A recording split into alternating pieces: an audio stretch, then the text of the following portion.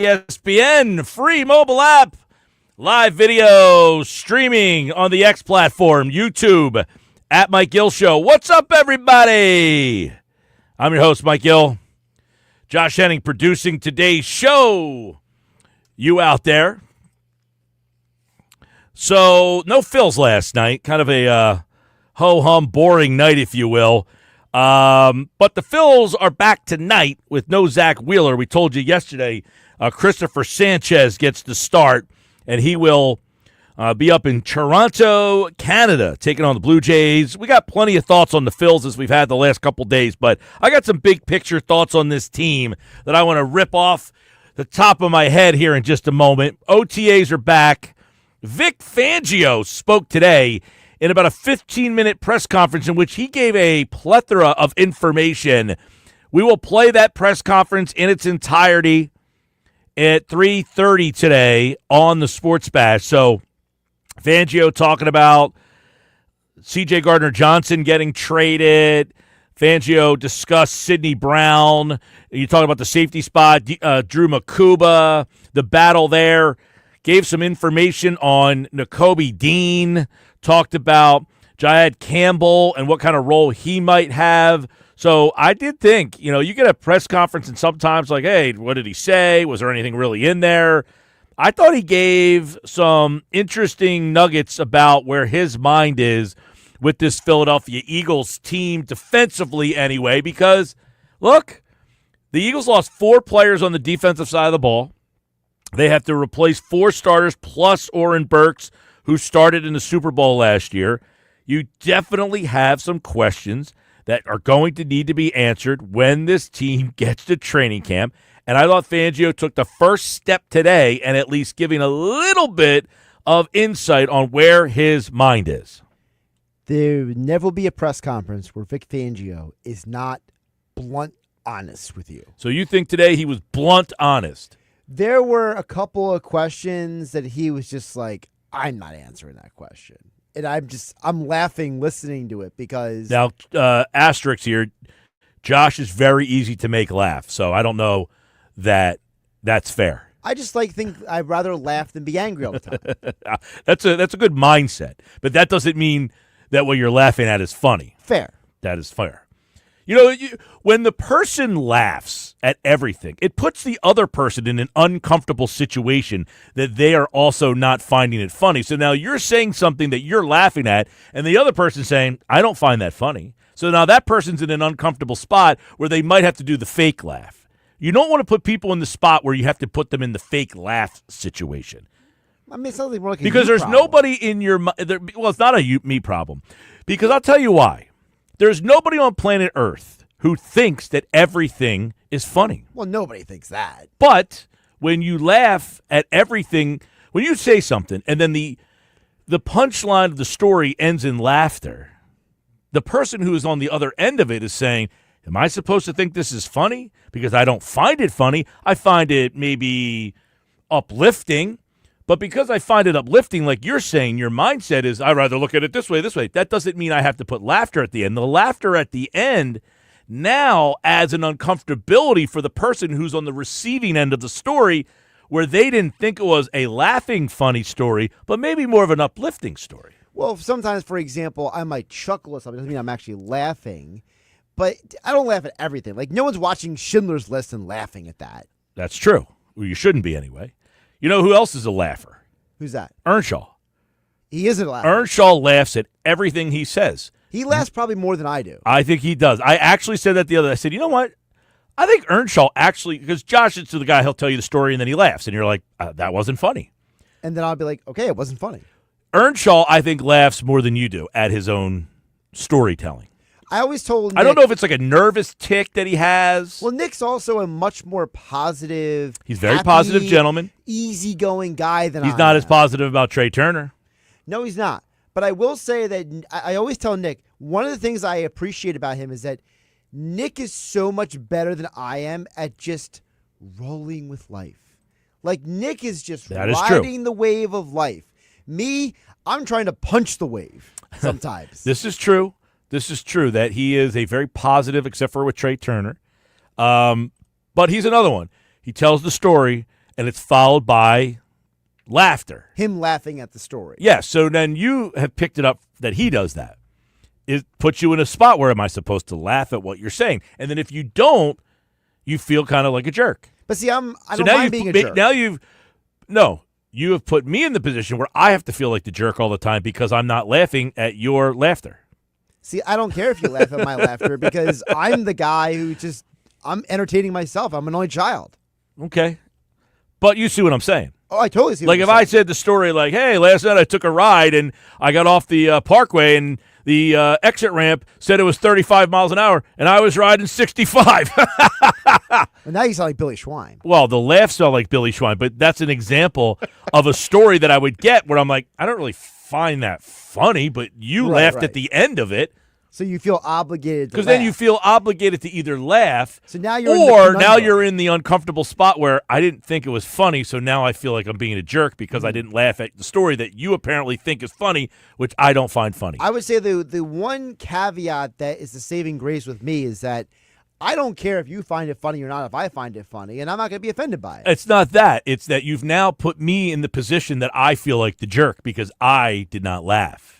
You see what I'm saying? I see what you you're saying. might not care, but now you've laughed at There's a part yourself. inside of you that's like, what do I do now? Exactly. Now I'm like, well, I didn't really find what you said funny. I don't think it's stupid. My reaction is, You weren't entertained by it. I'm just like, okay. It's like more of like, a lot of the stories would be more like, well, okay, that was nice to hear, but like Interesting. not funny. Right. Not funny, maybe interesting. Yeah, maybe. But you're laughing at the end of it. I don't know. And then there's a part of me saying, I don't know how the hell this guy thinks this is funny. Like there's a lot of times where at that point I'm like, I'm not laughing at this. I don't think it's funny. Well, like for I example, don't understand how this could make you laugh. To use a real example in real time for the audience. So yesterday we had the College Baseball World Series on TV. Now, do you think Earnshaw's listening to this laughing? Laughing and shaking his head. Maybe one of the either. I do. I will say, Earnshaw, I think, laughs at his own musings more than you do. And I never thought I would meet somebody who laughed more at themselves than you. Well, you learn something new every day, right? Oh, now that I've been around Earnshaw more, he laughs at himself. But see, now you've been 75% of the stuff he says ends with him laughing at. So let me ask you a quick question about that. You said you've been around Earnshaw more. You now understand. So is it like now more of like as Mike Gill, now I understand why Nick and Josh get along so well? Not necessarily. No. You never had that moment? You No. were like, now I'm piecing it I together? find that anybody in the world that would meet Nick, they would get along with him. Fair. Yeah. But not everybody who meets me. I don't know anybody who has said, I think that guy's a jerk. They might say he's odd. I'm definitely odd. Yeah. Though, oddly, the other day, you said that you called yourself something, and I was like, well, I wouldn't say that. Oh, you made a comment about, something I said that, well, that's not nice. I don't remember. And I said, well, I'm not a nice guy. Something You said, to that and you effect. said, well, I wouldn't describe you like Yeah. that. Nick Earnshaw is the nicest human being you've ever The met. nicest human being. Like, Yeah. he is the salt of the earth, wonderful. Definitely. Like, he's the guy you want at your wedding. He's the guy, you trust with your dog to watch over the weekend. Absolutely, yeah. Earnshaw is the nicest human being that you've ever met in your life. I wouldn't say that you're not a nice person, but the fact that you two get along doesn't surprise. Like anybody getting along with Earnshaw, I would say Doesn't surprise you me at one all. bit. No, anybody who says I don't like Nick, that's a you problem. Right. Then that's the warning sign. Like, something's wrong with this guy. Absolutely, 100%. Yeah, if you were the person that listens to Nick do the Nuggets segment and says, I don't like that guy, that's a you problem. You have a big issue in your life, and I feel bad for you. I feel bad that that's your life, that you have made the determination. So now now you I might wanna say he's too positive. Who is the Nick Earnshaw of Philadelphia sports? Who is the guy in Philly sports that you're like, is it Tyrese Maxey? It's like, if someone doesn't like that Jared guy. McCain. Who? Jared McCain. Okay. It's impossible to dislike Jared McCain. The guy is just so likable. And Maxey, too. Although I thought Maxey this year at times did allow the season to get to him a little bit. A little bit. A little bit. But I think I respect that. He's a joy. Always, McCain though I think has surpassed him. Wow. Nothing's going to bring that guy down. Like there is nothing that could happen. If the team could be, 9-72, 9-71, I guess you would be. Now I got the song "Can't Bring Me Down." Now I'm thinking about Jared McCain. Which song? "Can't Bring Me Down." I don't know it. I'm not gonna try to sing. That's not a song. So I had a different song in my head because you know that every sentence or something that is uttered is connected to song lyrics. It makes me go down the road. I'm going to find the song. Ain't nothing going to break on my side. Ain't nothing going to slow me down. Oh, no. That would be McCain. He's got that song in his head all the time. Nothing's bringing that dude down. The nicest player in Philadelphia is McCain. That's the answer. And I don't know. I mean, the Flyers, I just don't have enough knowledge of the personalities of the players on that team. I'm trying to think, is there a Phillies? I always feel that Ranger Suarez seems like he's in his own little world. There's the video of him when they won. ELO song, "Don't Bring Me Down." Yeah, that's not the song I had in my head. That was the song I had in my head. When Suarez, there's the video of him when they went to the World Series and he's drinking. He's got all the beers in his hand and he's singing in his socks. And who knows what he's even singing, but that one, it's just like Suarez just looks like, nothing bothers him. He definitely fits that category. Yeah. I don't know. McCain and Maxey would definitely be like 1A, 1B. You put maybe Suarez in that mix. I'm trying to think who else would be somebody who's kind of in that realm, but definitely that. Yeah. Earnshaw's, the nicest human being you ever met. So that tells you what last night was like. Did you watch anything last night? Not a thing.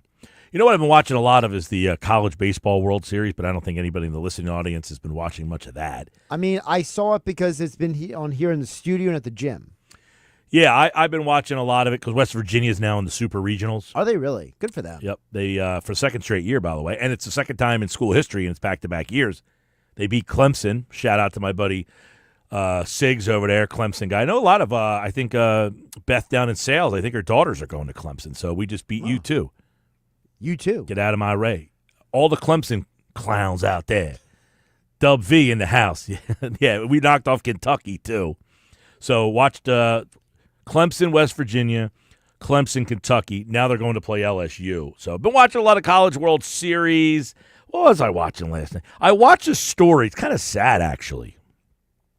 It's on YouTube. Something I would not laugh at.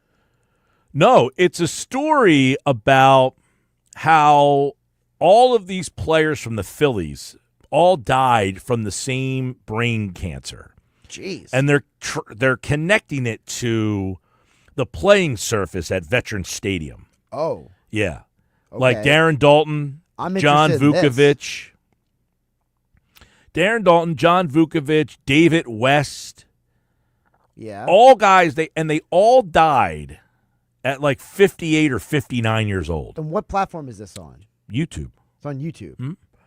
Yeah, it's like a 17-minute video, but it goes through how AstroTurf became popular at the Astrodome. That's kind of where the first AstroTurf, so they tell the story about how the Astrodome was built. Okay. They built it with natural grass. Originally, and they had the roof, but they had the roof not painted, so they had light coming in. Right. So that the grass could grow. But the outfielders were having problems with the glare. So they painted it, and all the grass died. So they came up with AstroTurf. And to make the AstroTurf, they had there's some chemical. And the company that made the AstroTurf, it was like Monfront or something with an M. They had made all of these products, and a lot of them had links to cancer. They sold, by the way, to, I want to say, Bayer, the wonder drug. Does this sound like something they're making? Monsanto. Monsanto, that's what it is. They created the AstroTurf. It was originally called Chemgrass before they renamed it AstroTurf. Because the Astrodome was the first place that had it. So that's why it's called AstroTurf, because it was in the Astrodome. Well, in the 70s, all of these stadiums began to get AstroTurf because it was a way to not have to maintain the grass. Right. But to make the AstroTurf, they had this something synthetic Peps or something to that effect.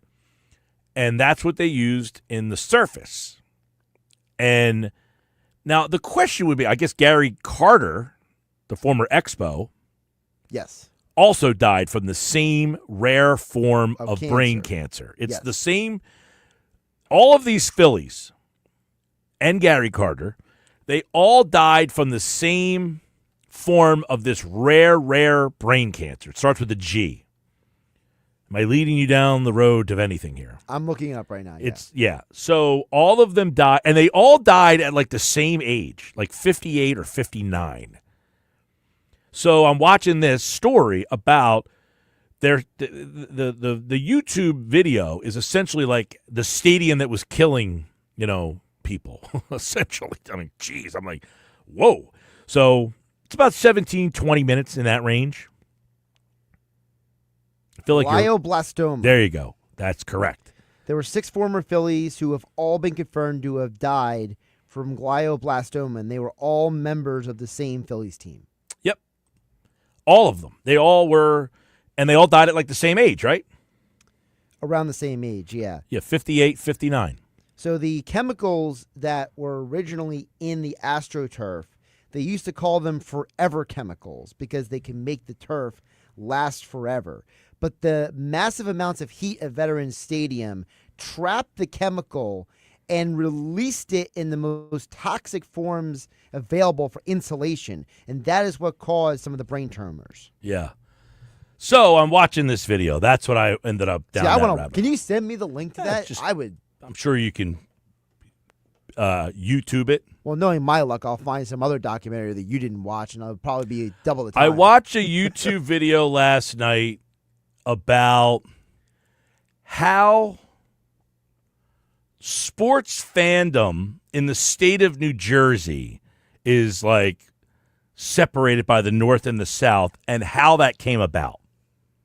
That sounds interesting. So it essentially was, if you live in South Jersey, you're Philadelphia. If you're in North Jersey, you're in New York. And right. that New Jersey has none of its own. Now, it does have the Devils, but none of its own teams. And they were saying that, because there's not a metropolis big enough in the state.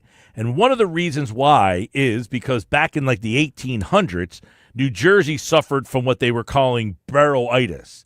That all these cities didn't want to, hey, yes, you could take us over and make us bigger. They all became these little boroughs. Correct. And basically there's not a major city in New Jersey that is big enough to support. And really quick, also part of that is because a majority of the towns that were built up in the 1800s were the shore towns originally, because a lot of the shore towns tried to copy Cape May's model to become destinations. Yeah. So with that, see, now you're walking into my territory. Now I'm really interested. Well, with that, it was essentially like, the way that the money came in through how they got it here. And essentially that New Jersey is known for this wild fandom, but yet doesn't have its own teams. Right. And yet 2 teams actually play, New York Jets and New York Giants, in the state of New Jersey, but that they don't recognize the state, and the state doesn't really prosper off of all that stuff. So it was another YouTube. But that is another example of what I had to get stuck watching because the Phillies were on. So with that being said, the Phillies play tonight against Toronto. I had a very different watching night last night than you did. Yeah, I want to know, if you're listening right now or watching, what without the Phillies do you do? So last night I finally sat down and watched Gladiator 2. Okay, not interested. What about the next guy out there? What? Did you even watch Gladiator 1? I didn't watch Gladiator 1. It's one of the best movies of all time. I'm just not. So have you seen the meme where he says, "Are you not entertained?" I know it. That's from that movie. You know I haven't been to the movie theater since 1997. I'm aware. 1998, excuse me. 1998. I just don't. I was in the movie theater 2 weeks ago. I just don't get the gratification in a movie like I do, like getting into a series. A television series, you mean? Yeah. Like if I'm going to get into something, like I want to kind of get into it. So for me, I watch a movie when I'm not in a mindset to watch a show. It's like a different mindset. It's like I want to have a story in 90 to 120 minutes, and I want it to apex, and I want to be able to walk away and be like, all right, that was a fun journey. Now I'm going to go to bed. Whereas if I watch a show, sometimes I'll stay up too late because I'm binge watching, and it's like one more episode. I think, I just never been a movie guy. Never been like, you know what I really feel like doing? Sitting in, watching a movie. That's just not me. But I'm wondering, everybody out there watching, listening today to the Sports Bash, when there's no Phillies, what do you do with yourself? I like that. What do you do with yourself? I mean, is it something that you embrace? Do you, like, utilize that time for your significant other? Like, hey, I usually commandeer the TV every night, so therefore I am going to, hey, honey, do you want to control the remote control tonight? Do you gain points that way? That's a good question. I know you're not really apt to answer that question. Well, I've been in relationships before. I know. I'm just saying. Like, I'm not the 40-year-old virgin. Do you offer up the remote? I mean, if it's a non-sports night, you have to have that conversation. Now, typically, when I've dated women, usually it's less about offering up the remote and it's more about both of us having something we already wanted to watch that was non-sports related. So it was already kind of like on the agenda. It's like, all right, no Phillies tonight. This is what we're going to watch. Yeah, and there's no anything. Right, there's no anything. Like sometimes, like the Sixers aren't generally in the conference finals. They usually are gone by now. Last night there was no NBA. There was no hockey. You could have watched Mets Dodgers, but yeah, little Mets Dodgers. What was the final of that game last night? I don't even remember, honestly. Oh, I don't remember. Like you knew it and then you forgot, or you just didn't pay attention. Well, I remember that would be watching more the truthful. Highlights last night. I think the more truthful answer was I didn't pay attention. I saw the game was on at 10-10 last night. Yeah, why would I expect you to know the score? I know it went of the to game, extra innings. other than it was my Bet365 play of the day. That's all. I was wondering if you had done the research to see whether I got it. And by the way, the score was 4-3 in 10 innings, and I lost that bet. There you go. I had the over. They scored I knew it went to 7. extra innings. I had 9. But the Mets won last night, which means if you take a look at the standings, everybody, take a look at the standings right now. The Metropolitans, a game and a half up on the Fightins. We're going to get into that coming up because I got a lot of thoughts on it. Coming up, you're going to hear from the Philly Show podcast a couple of interesting takes regarding, one, Justin Crawford and whether or not he is the guy right now that can help this team the most. We're going to get into that coming up next. I have no idea how we went down the rabbit hole of things we just went to, but I assure you my mind is now clear again on a Sports Bash Tuesday right here on 97.3 ESPN.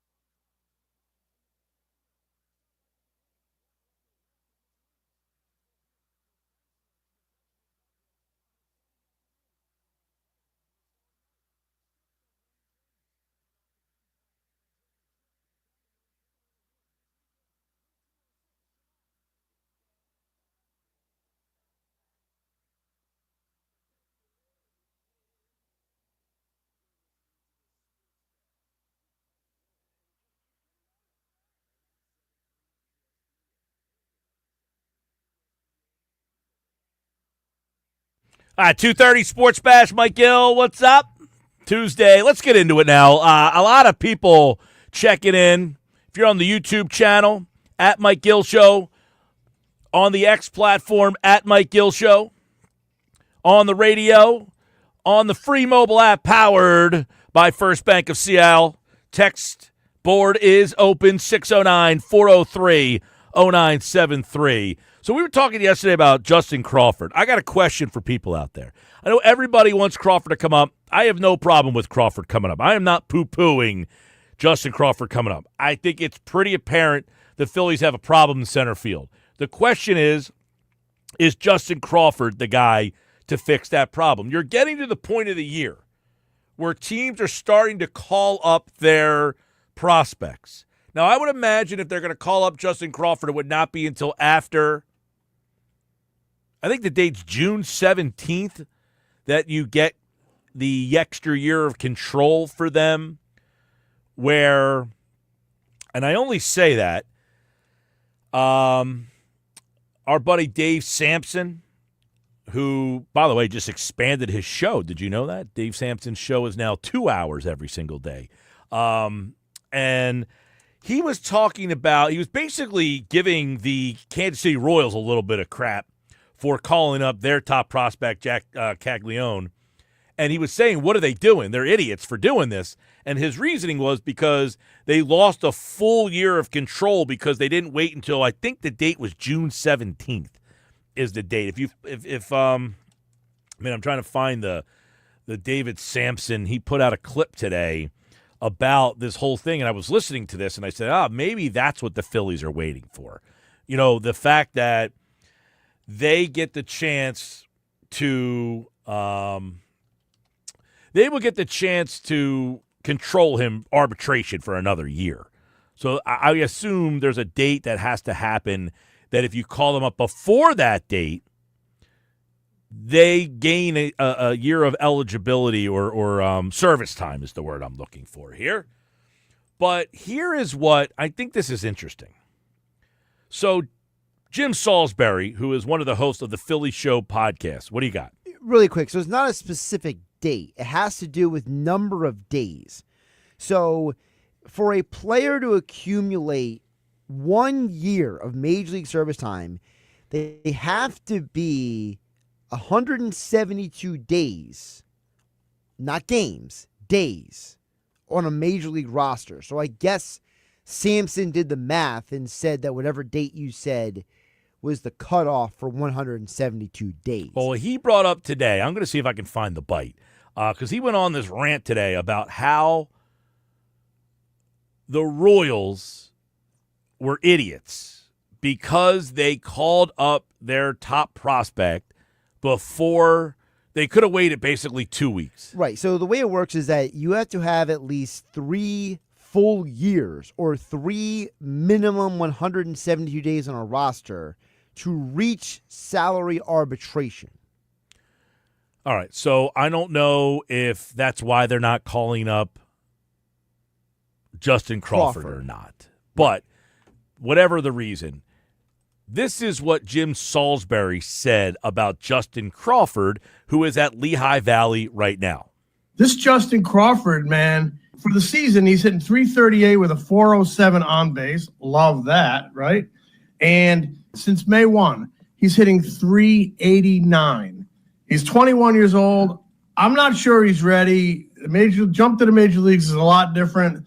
Playing in Philadelphia is different, expectations and whatnot, but they fast-tracked this kid, and right now he is keeping his end of the bargain. He is keeping his end of the bargain. He has been outstanding so far. I mean, his numbers at AAA are off the charts.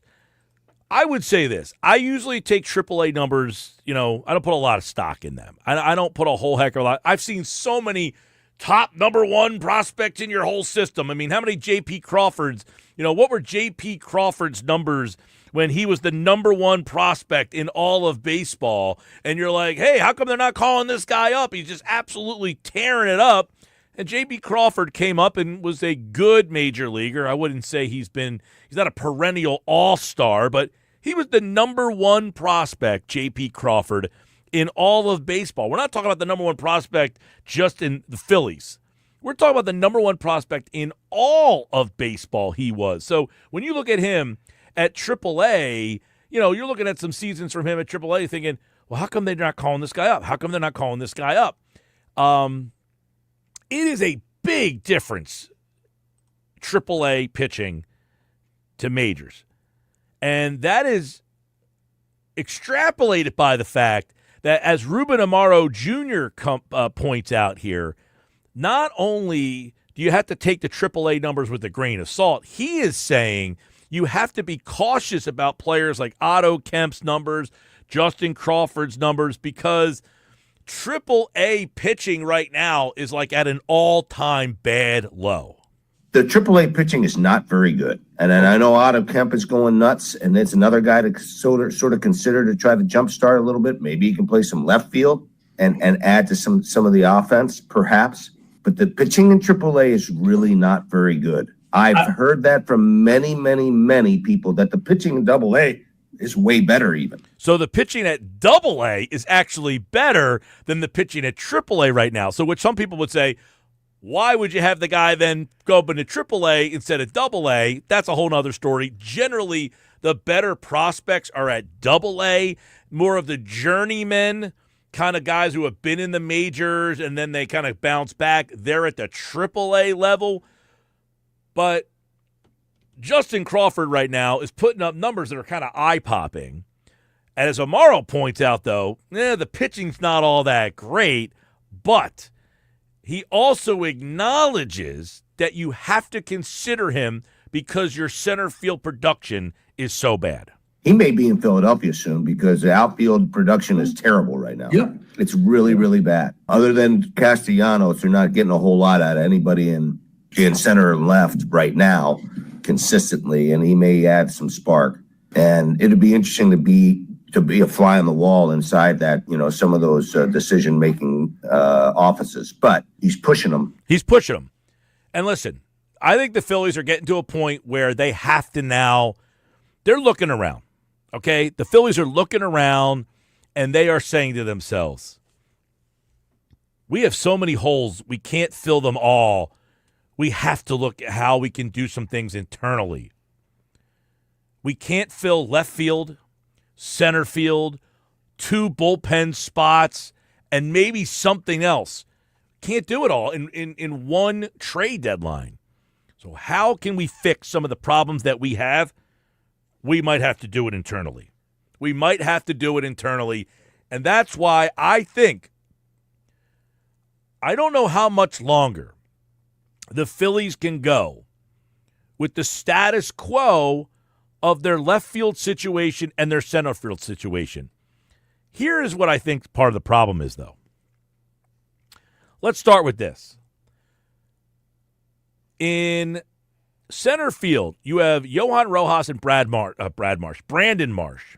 They have both played almost exactly the same amount of games. They both have exactly 100 at-bats. In 100 at-bats, Johan Rojas is hitting .250 with a .306 on-base percentage. He has scored 17 runs. He has basically no power, 1 home run, 14 RBI, and he has 8 stolen bases. Brandon Marsh in 100 at-bats is hitting .220 with a .319 on-base percentage. He has scored 13 runs. He has struck out 32 times. He has 2 stolen bases. He has 2 home runs. He has 12 RBI. Brandon Marsh has less RBI than Johan Rojas does. So collectively in 200 at-bats from those two guys, you have 3 home runs, 25 RBI, and 62 strikeouts. Not good. You have Max Kepler, who in 176 at-bats is hitting .222. If I tell you there's 3 players and Johan Rojas has the highest batting average of the 3, you got a big problem. Huge problem. Huge problem. And it's not because we hate Rojas. It's because we understand that the expectations of the other players are much higher than Rojas. Well, Marsh last year had a little bit of pop. He showed a little bit of power. Kepler's been a guy. I don't know why they signed him. He's shown a little bit of pop this year. He's got 6 homers. But You have three players who are basically, as Amaro pointed out there, you have no production from anybody in your outfield. If Nick Castellanos hitting 281 with 5 home runs and 30 ribbies, think about that. 5 homers. Nick Castellanos in 124 extra at-bats has 3 more home runs than Johan Rojas does. It's ridiculous. It's unacceptable. So here's the question I have, though. They talk about Crawford. He's playing well. He's eye-popping. He's doing everything they've asked. Can't do much better. Now, Amaro throws in, well, the pitching at AAA has been really bad this year. So is he beating up on some bad pitching? That's inconsequential, I think. I mean, if he's doing he's doing everything you're asking the guy to do, there's not much more he can do. Well, the question I would have is Justin Crawford a guy who in the AAA level right now is beating up on some really bad pitching? He's doing everything that he's asked. But is he the guy this team lacks? I ask that question because his numbers are this. He's hitting .338 with a .407 on-base percentage. He has 1 home run in 228 plate appearances. 1. He has 20 stolen bases. He's a guy who can run. He can steal bases. But this team lacks power. He is also left-handed, so you got that in the mix. You have a left-handed speedster who has no power. Is that a difference-making player for this offense? That is the one thing I think is like, okay, we can bring up Crawford. He's better than what we have. But at the end of the day, you're lacking power. Your team right now, your home run leader has 19. Your second biggest home run guy has 8. The drop-off after that goes to Kepler at 6. After that, you got Castellanos, Turner, and Bohm at 5. I mean, you're on pace for a Turner, Castellanos, Bohm to have about 15 home runs on the season. You can't expect to make a deep playoff run where you're that devoid of home runs. No, but at the same time, I don't think you're bringing up Crawford to fix that problem. I think you're bringing up Crawford to fix I'm getting nothing of value from Marsh. I'm getting minimal value from Kepler. And Rojas is never going to be much more than what he is now. So to me, what you're doing is basically saying, I'm expecting the other guys to eventually pick up their hitting. Listen, it can't hurt if I say, here's the problem. Justin Crawford right now is a 400 on-base percentage, 407. He's not going to do that at the professional level. So his career on-base percentage is 378. If I was to say he had a 370 on-base percentage, that's certainly better than the guy he's replacing. I just wonder how much of an impact that makes. In other words, you hitting Justin Crawford in the 9-hole? Probably. So you're calling up a guy who's going to hit in the 9-hole. Okay, he's better than the 2 guys you have in the 9-hole. There's no dispute of that. That's not what I'm saying. I'm just wondering, what's the domino effect of the impact that he makes on this offense? Look, I think that getting another guy to get on base and get more base runners could always be helpful. Just because, obviously, yes. There's no explanation needed on why more base runners is helpful. No, but I mean, I feel like you were asking the question about the home runs, right? And it's like at some point, if you're not hitting the home runs, maybe you can get the RBI by producing more runs in other ways. And maybe a guy like Crawford, can be a better version of Rojas. Yeah, I mean, that would be the thing, is if he is a better version of, that's a good way to put it. Is he a better, by the way, Tom Thibodeau just got fired. Oh my gosh. Seriously? Dude, Jalen Brunson's going to murder someone. You just sound you just sound deflated by that. Dude, what is the purpose of firing that guy? They made the playoffs 4 to 5 years, consecutive 50-win season. He got relieved of his duties. Thanks for playing. They asked Jalen Brunson about that at the presser the other day, and he walked out of the press conference.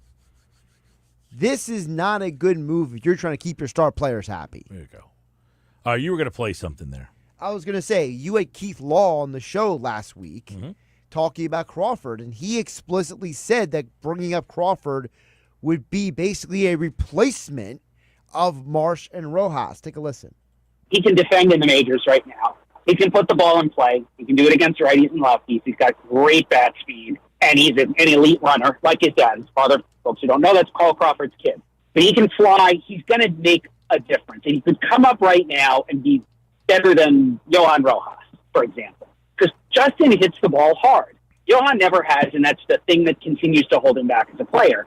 Listen, to me, it's a no-brainer. He's better than what you have. I'm just saying, managing expectations here to say, I don't even know that if he comes up, he's better than what you have, but how much of a difference maker is he for this offense, which needs pop and power in the middle of it? Yes, adding a better player in the 9-hole, I'm not saying that, well, if you get a better player, you don't take the better player. Of course you would take the better player, but I'm just saying I think this team just lacks what he's not giving them what they're lacking. He's just providing them a better option of what they have at the bottom of the lineup. Johan Rojas right now, his on-base percentage is .306. He's got to be better than that. Marsh is .319. He's got to be better than that. But is he going to be .370? Is he going to be .350? Well, if it's .350, obviously it's a major upgrade. But the question I would follow up to you, Mike, is you said a few minutes ago, you can't trade for everything you need. So if the Phillies can check one box, okay, with a guy who's already in their system, it is one less guy you have to go get the deadline, right? Yeah, I mean, if you the thing that I would ask, about Crawford would be this, okay? In my mind, when you talk about Crawford, is he an upgrade to your lineup to where he can hit in the top of your lineup? No. Could he hit leadoff? Could he hit? You probably can't hit him number 2 because he's left-handed. Right. Because you can't go Crawford, Harper, Schwarber. And although he does hit lefties, he's hitting lefties at a high clip at AAA, though. Again, it brings us to the other question. You're not going to hit 3 lefties in a row. No. But brings us to the other question. What do you do with Marsh at that point? Because basically, if you're bringing up Crawford, you're basically saying Marsh is done with his baseball team. Andrew in Summers Point answered an interesting question. I'll answer it coming up on the other side. 97.3 ESPN, the 97.3 ESPN free mobile app, live video on the X platform, formerly Twitter, YouTube, at Mike Gill Show. We're live on a Tuesday.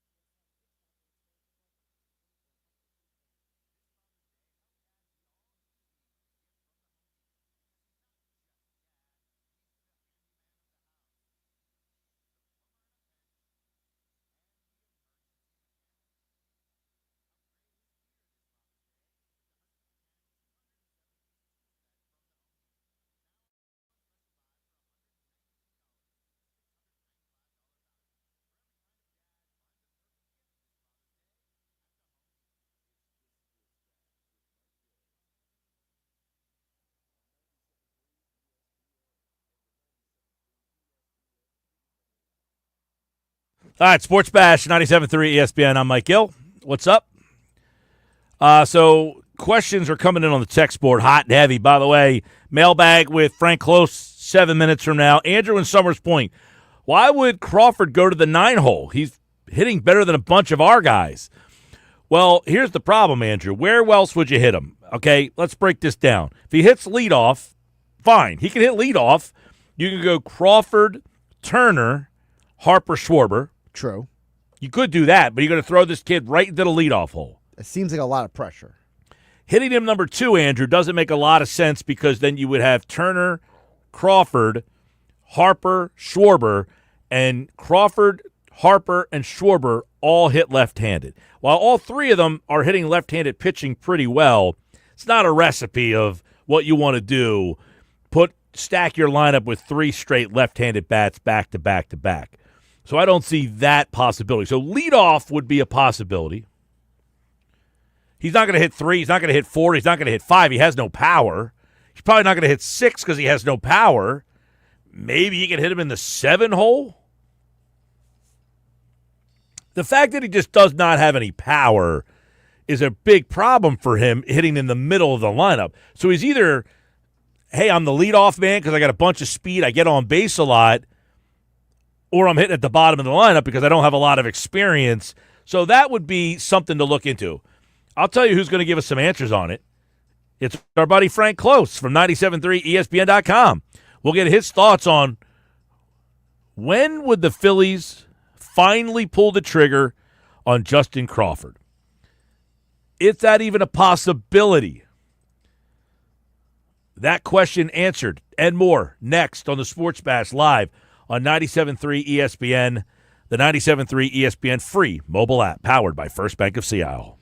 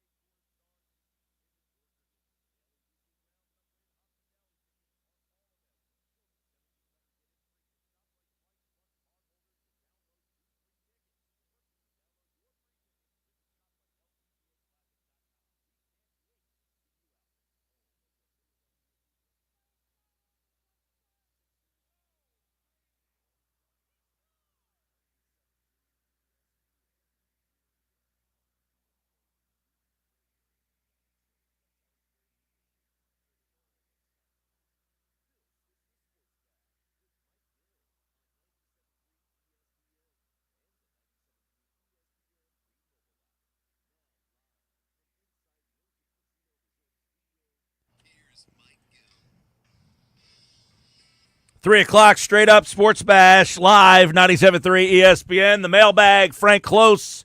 He answers your Phillies questions over at 97.3ESPN.com. I have Phillies questions. I'm going to jump the mailbag and get my questions answered as well.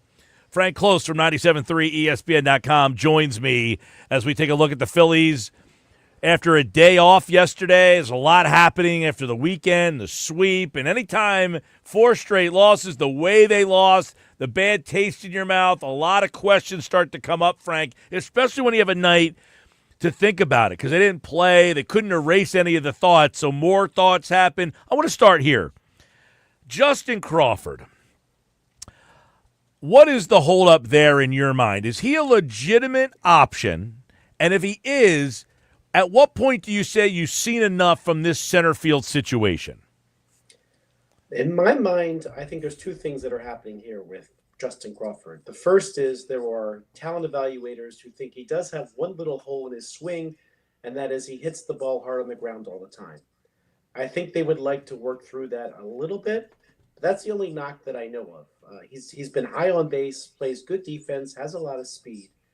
So I think for me, the one thing that the Phillies are waiting on, if there's anything, is I think they'd like to move Brandon Marsh first. Brandon Marsh hasn't been good enough in my estimation. Of course, he was 0 for April, had a good couple weeks, but then he slowed down a lot significantly. I think there probably is some team that would trade for him, but I think they want him out of the way. Because if you bring him up now, then what? You just designate him for assignment? I think that they're looking maybe to move Marsh before he comes up. I think Marsh has had the look that at the beginning of the season we said he was going to get to see if he makes their long-term plans, and I don't think you can justify it right now. So to me, that's kind of one of the holdups. And let's be honest too, Mike, up until the last 4 games, there really wasn't a sense of urgency to do anything there. And there might still not be. I mean, Bryce Harper comes back, maybe you don't feel the pressure, but I think that something will happen sooner than later. In fact, I'll even say I think the Phillies already have a Crawford number 4 jersey stitched up and ready to go in case they call him up. So I think it is soon, but I don't think on the list of things that the Phillies have to deal with that's the top priority, but I think it's going to happen sooner than later. Okay, so I got a couple more questions in regards to Crawford because let's just play along and say he's on base 407 right now. He's hitting left-handers. He's hitting 330 plus at the AAA level. So let's say he's in that realm. Maybe he hits 300, his on base is 370. Where does he fit into a lineup like this? And what he brings to the table, does it help what ails this lineup? I think the Phillies would improve if he took over center field. I think he can play every single day. I think you get away from the back and forth of Marsh and Rojas. I think that he will be more consistently on base. If nothing else, his speed. He will create himself opportunities to be on base. But I think he's probably going to come up as someone who replaces the spot in the lineup where those 2 are in, which is 8 or 9 at this point. So could that change over time? Yes. In terms of whether or not he would be a high impact, I think he'd be an impact. I don't know that he's there to be a high impact player, but I think he's there to be better than what they have right now when he comes up. Right. So, in other words, my point is if you're bringing him up, he's basically hitting in the 8 or 9 hole. You're not bringing him up, having him hit leadoff because you could essentially have, he bats left-handed, so you're kind of limited to what you could do. But you could have him hit leadoff with Turner hitting 2, Harper hitting 3, Schwarber hitting 4, and then kind of have a set 1, 2, 3, 4 instead of having Stott there and then moving Stott not half the time, but, 70% of the time. Do you think Crawford would be a candidate to lead off?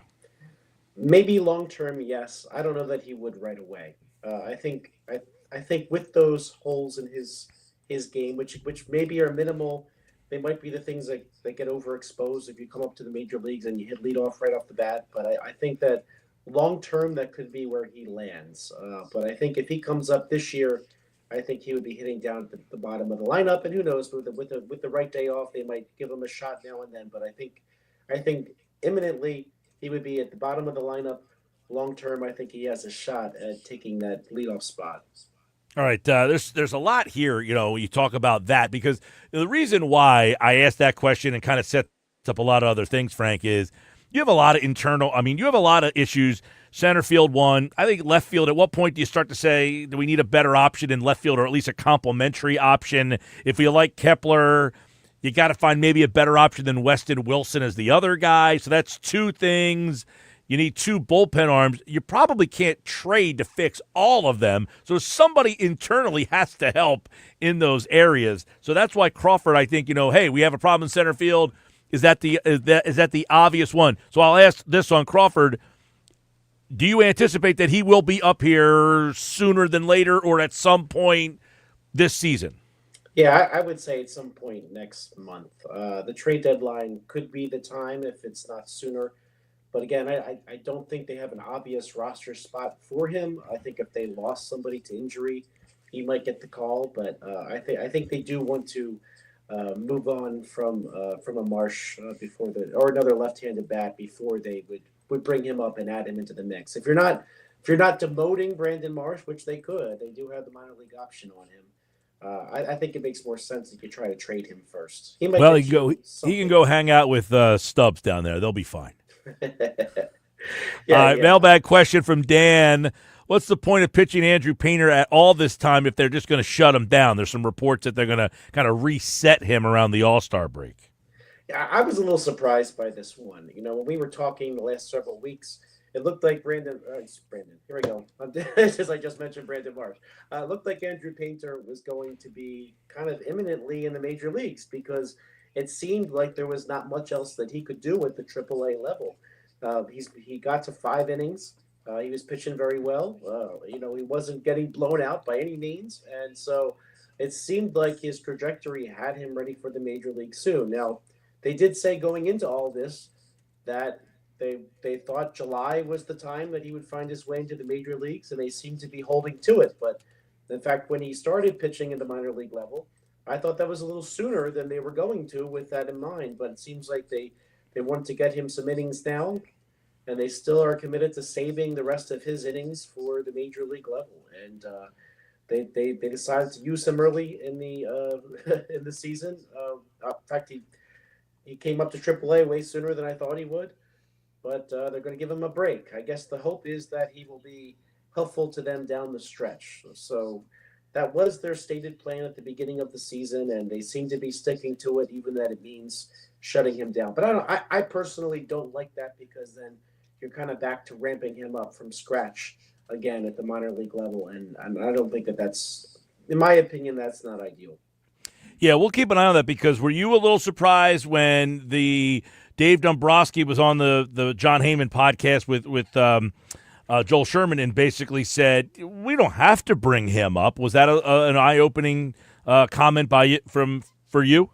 Not particularly. I mean, this is a game where performance makes all the difference, and it's going to depend on performance. And right now, there's still no obvious place for him to pitch. I mean, the Phillies just created one spot by putting Taijuan Walker in the bullpen, and Mick Abel going into the rotation, but Aaron Nola will be back soon. So there still is no obvious spot. If all is well in the starting rotation, then maybe they don't need to feel like they have to bring him up. But I think the plan still is that he'll be coming up soon. I think that if you're the president of baseball operations, you say stuff like that. You don't want to present that anybody's promotion is just a given publicly. So I think that was a matter of that rather than what he's actually going to do.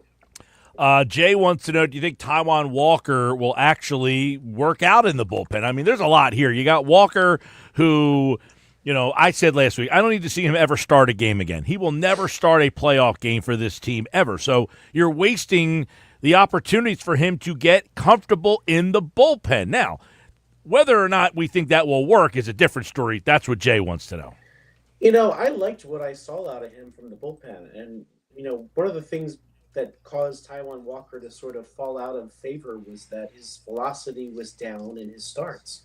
And if you go to the bullpen, you just kind of let it loose. You're not trying to pace yourself for an entire start's worth of pitches.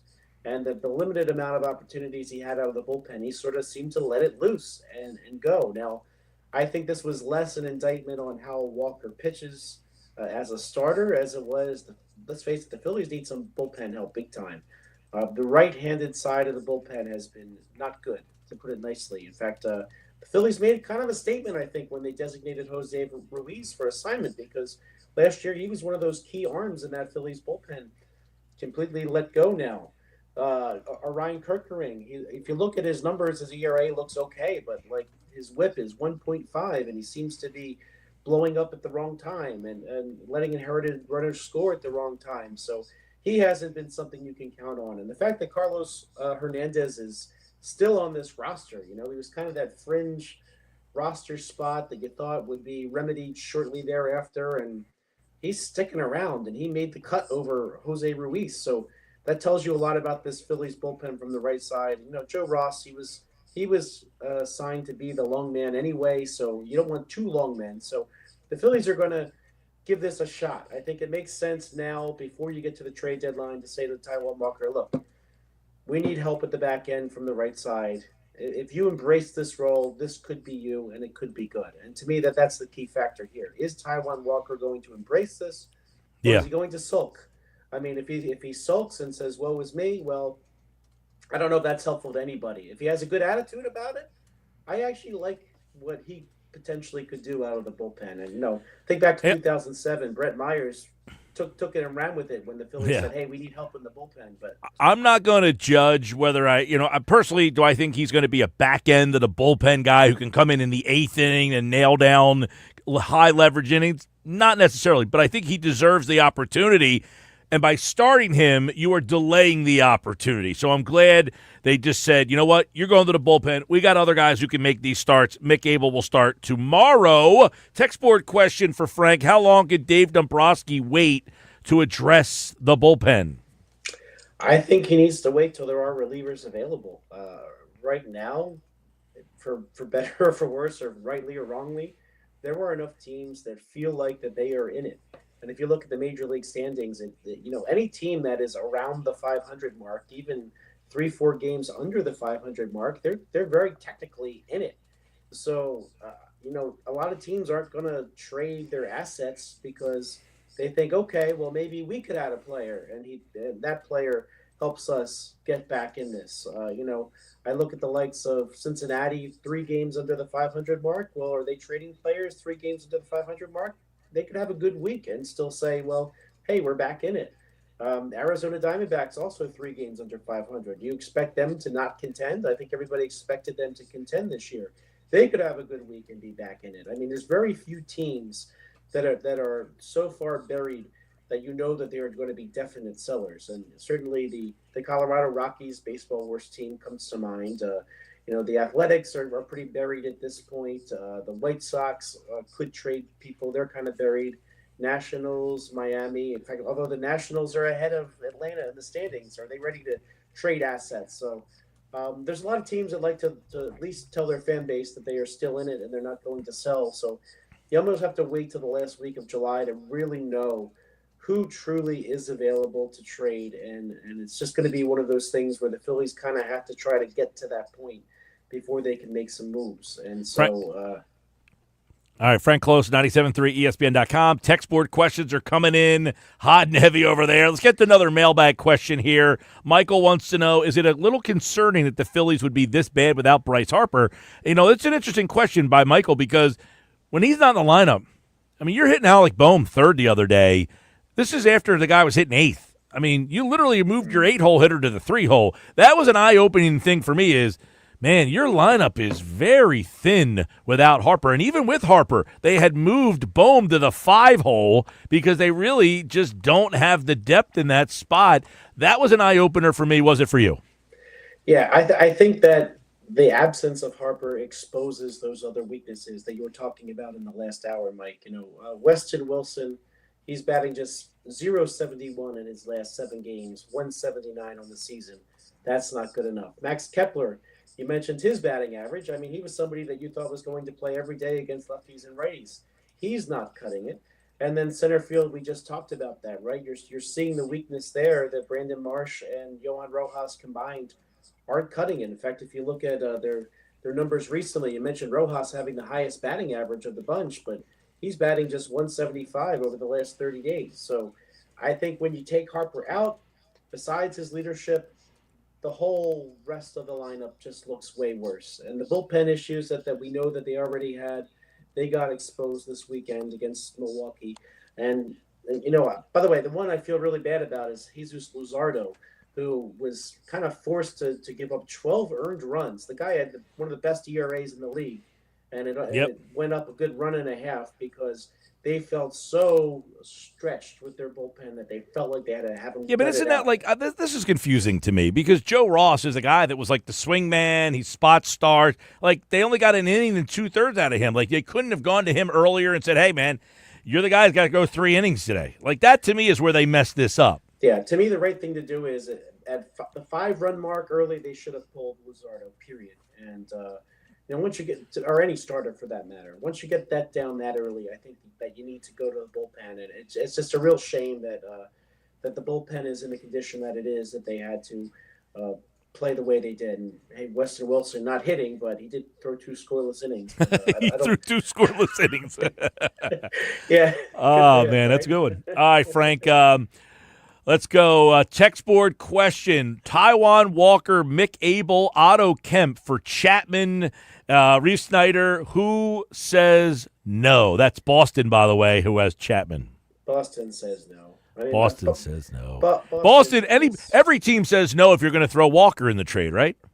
I mean, Mick Abel is the one tradable asset on that bunch. Otto Kemp, you know what? The way that Weston Wilson is hitting, I think you give him a shot soon. See if he can play some left field and bat from the right side. I would like to see Otto Kemp get an opportunity before the trade deadline so that you know what you actually have there. But I don't think that package is that appealing. And also, let's not forget that the Boston Red Sox at this moment, if you look at where they are in the standings, they are in 4th place, but they're 4 games under the 500 mark because they just lost 4 in a row, right? So, or 4 games out of the last 10. So that just happened in the last 10 days. Again, one of those teams. You have a good week, they're back in it. So I don't know that the Red Sox are necessarily sellers yet either. So that's one of the challenges there. So Walker, I would find it almost impossible to trade him. He's a hard one to move because generally you're trading with a bad team. What bad team wants to take on an $18 million ineffective starter? I just don't see where that fit is there because you're a good team trying to trade with a bad team to get a bad team's bad contract that they don't envision that they're going to re-sign or a free agent that's going to walk. They don't want to pay Taijuan Walker $18 million, including him in any deal. I think is just unrealistic. Yeah, the types of players like Taijuan Walker that get acquired, it's because the team that has them pays their whole salary, and because a team just needs somebody to throw innings because the season is a wash. Now, think back to the 2016, 2017 Phillies. They picked up a ton of starters that could just throw the ball. And sometimes you need to get veterans that can do that so you don't kill the rest of your bullpen. So that's the only reason why I think somebody would take a Taijuan Walker. But I do think there are some good relief options out there. How about this one? Mike in EHD wants to know, is there a package that could bring back Rooker and Mason Miller? That's one relief option, but it also has a left fielder that hits right-handed attached to it. I want to see what you think on this, and I'll see if I agree or not. I think the Athletics are stubbornly not going to trade Mason Miller. I think they should. They're going to have a stadium in Las Vegas eventually, and I think that they should want to go into Las Vegas with a decent team. And if so, I would try to cash out the asset that they have there in Mason Miller. And assets like Rooker, but I'm actually not that impressed with Rooker. He had a nice little stretch last year. I think he's a decent player, but I don't know that him, and especially him in the outfield, is necessarily the best option the Phillies could get. I do think they want a right-handed bat, but I don't know that Rooker is going to be the type of bat that they wanted. So I don't know how that compares to you, Mike. Well, I would say this. The A's signed Rooker to a long-term deal. Tells me they don't really want to trade him because they got him. They bought his arbitration years out and said, look, this is a guy that we actually can afford. When we move to Vegas, we want to have someone with us when we move to Vegas. We'll buy your arbitrations. They did it with Lawrence Butler as well. So now we have a couple guys that are going to be recognizable when we get there. Miller, they haven't bought out the arbitration years yet for him. That being said, we had Keith Law on last week. in which he said, I don't like giving up a asset for a bullpen arm. In other words, Mick Abel, an asset for a bullpen arm. But in this case, he says he would because he doesn't think Abel throws consistent enough strikes, so he'd be willing to trade for a quote-unquote. The thing he says, I don't like to trade for a bullpen arm or a rental with a top, starting pitcher. But in this case, that he would. Would a Mick Abel for Mason Miller swap work or not enough? I think that's the type of trade that would make sense for the Phillies, but again, I think the Athletics are just being stubborn about this. Because if you're if you're the A's, having a starting pitcher to pitch every fifth day means a lot more to them now than having a closer on a team that doesn't have a lot of save situations. Yeah, and you saw how Mason Miller pitched against the Phillies. The more that he pitches, the more he's going to get exposed. When he was a rookie and unhittable, the league learned how to hit him. So he's still very, very good, but he's not like he was when he came up as a rookie. I think that the book is out on Miller. He's still very good, but I don't think he's the as elite as he appeared to be when he came up all guns blazing out of the minor leagues. All right, Frank Close, 97.3 ESPN.com.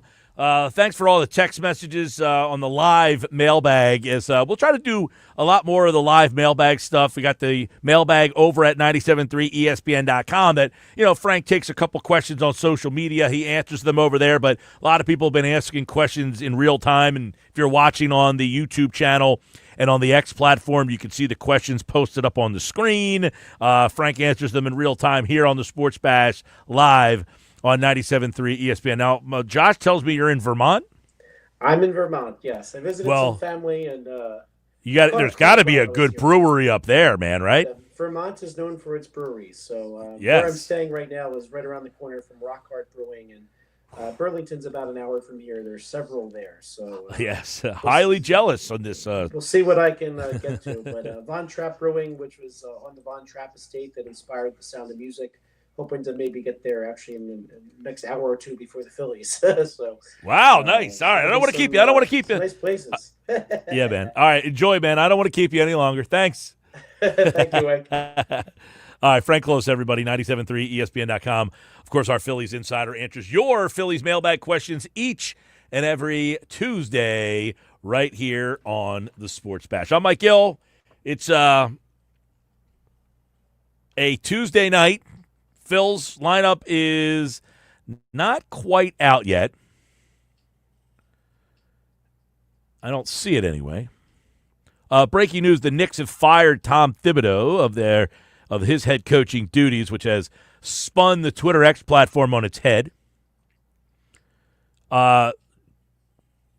Many people posting that they would hire Jay Wright if he was interested. Would Jay Wright be willing to take everybody always says about the Sixer job.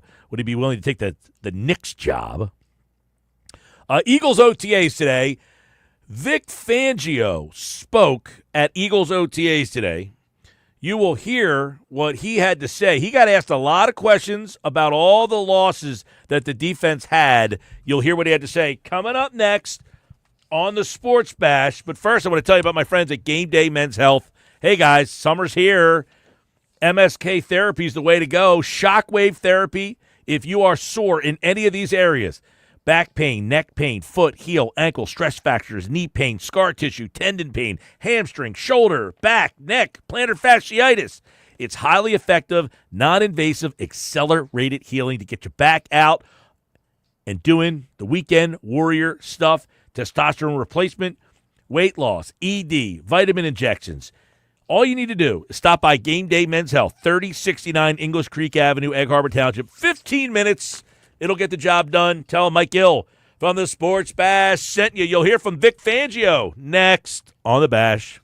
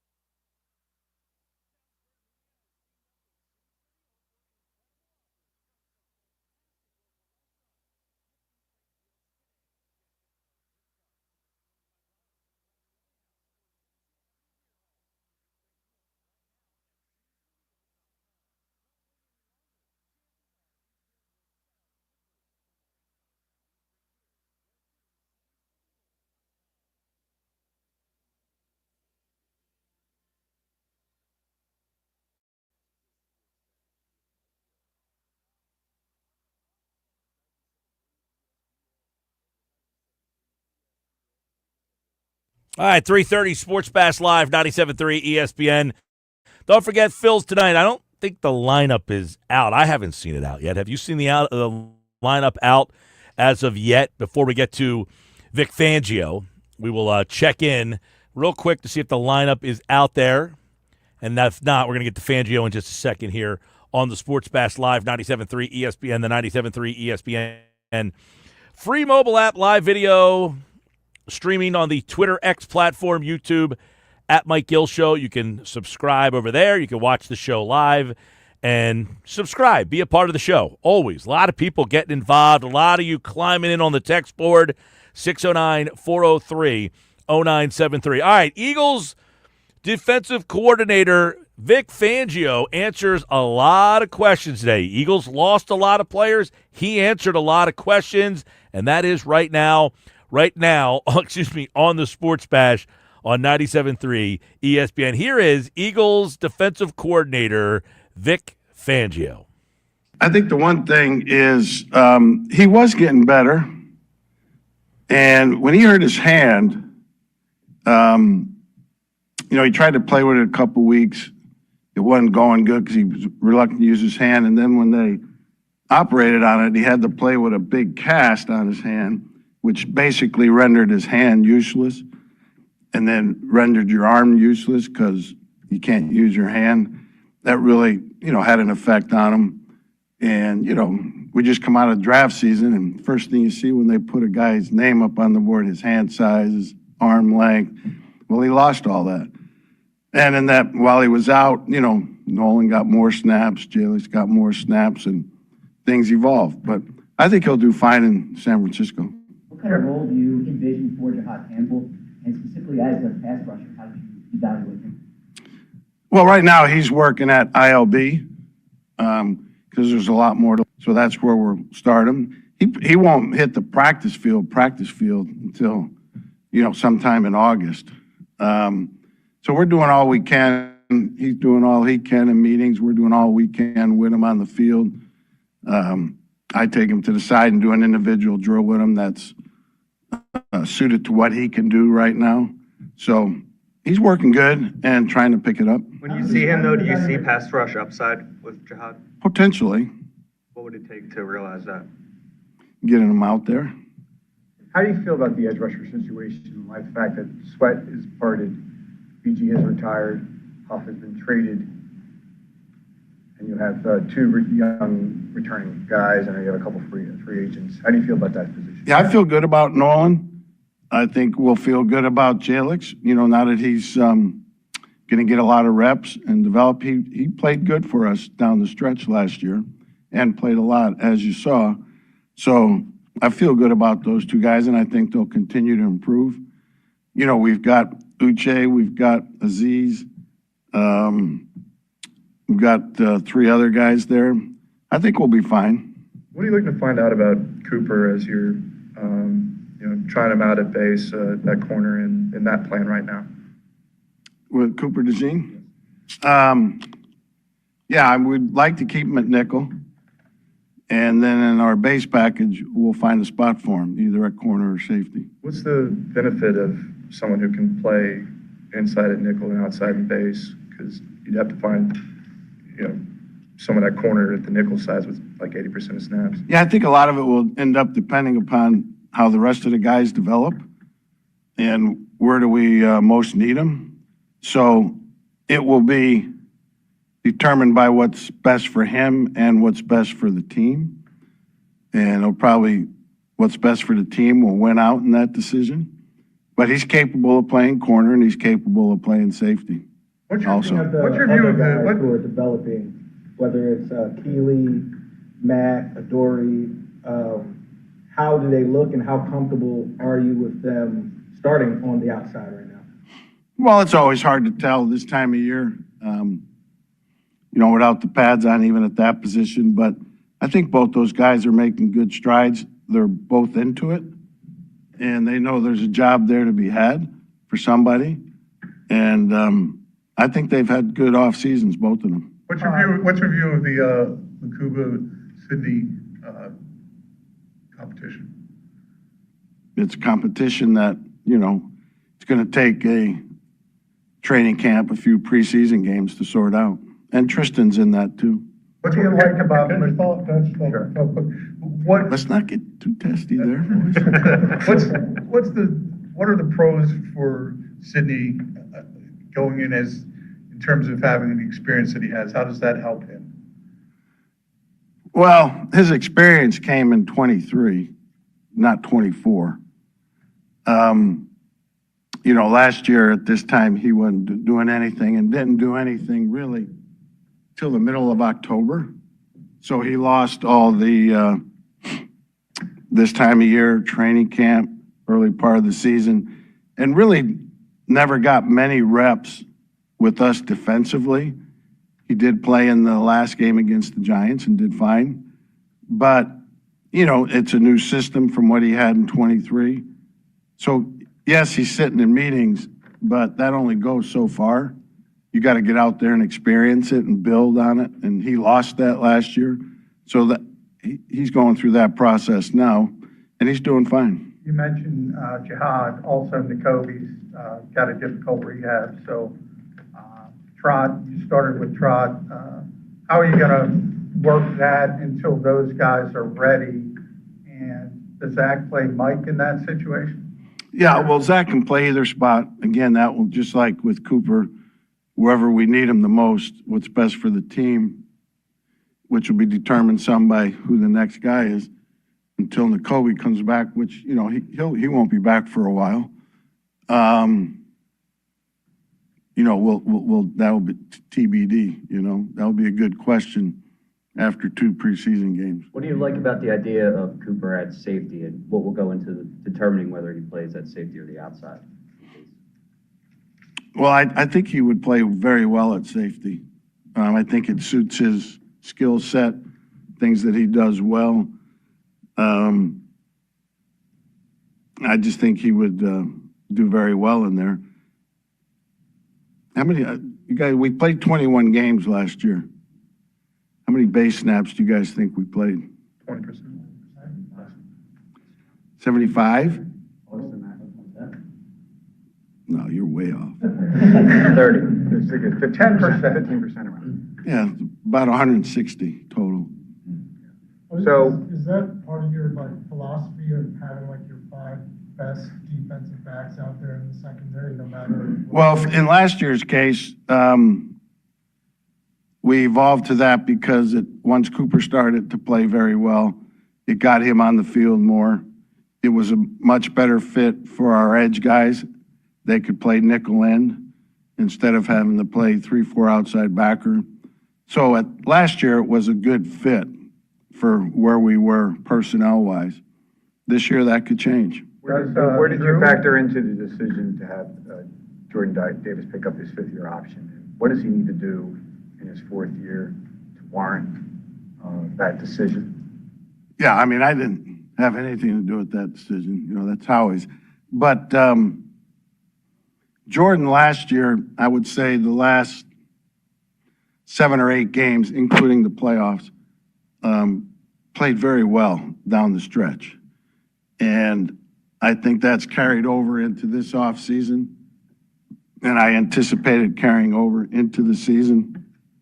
I think he's in the best shape that he's ever been in, which he kind of got into late in the season last year, and he's carried it over. So I think he's going to do very well for us this year. You don't typically see that. Can I just follow up real quick on that? You don't typically see guys get in their best shape late into the season.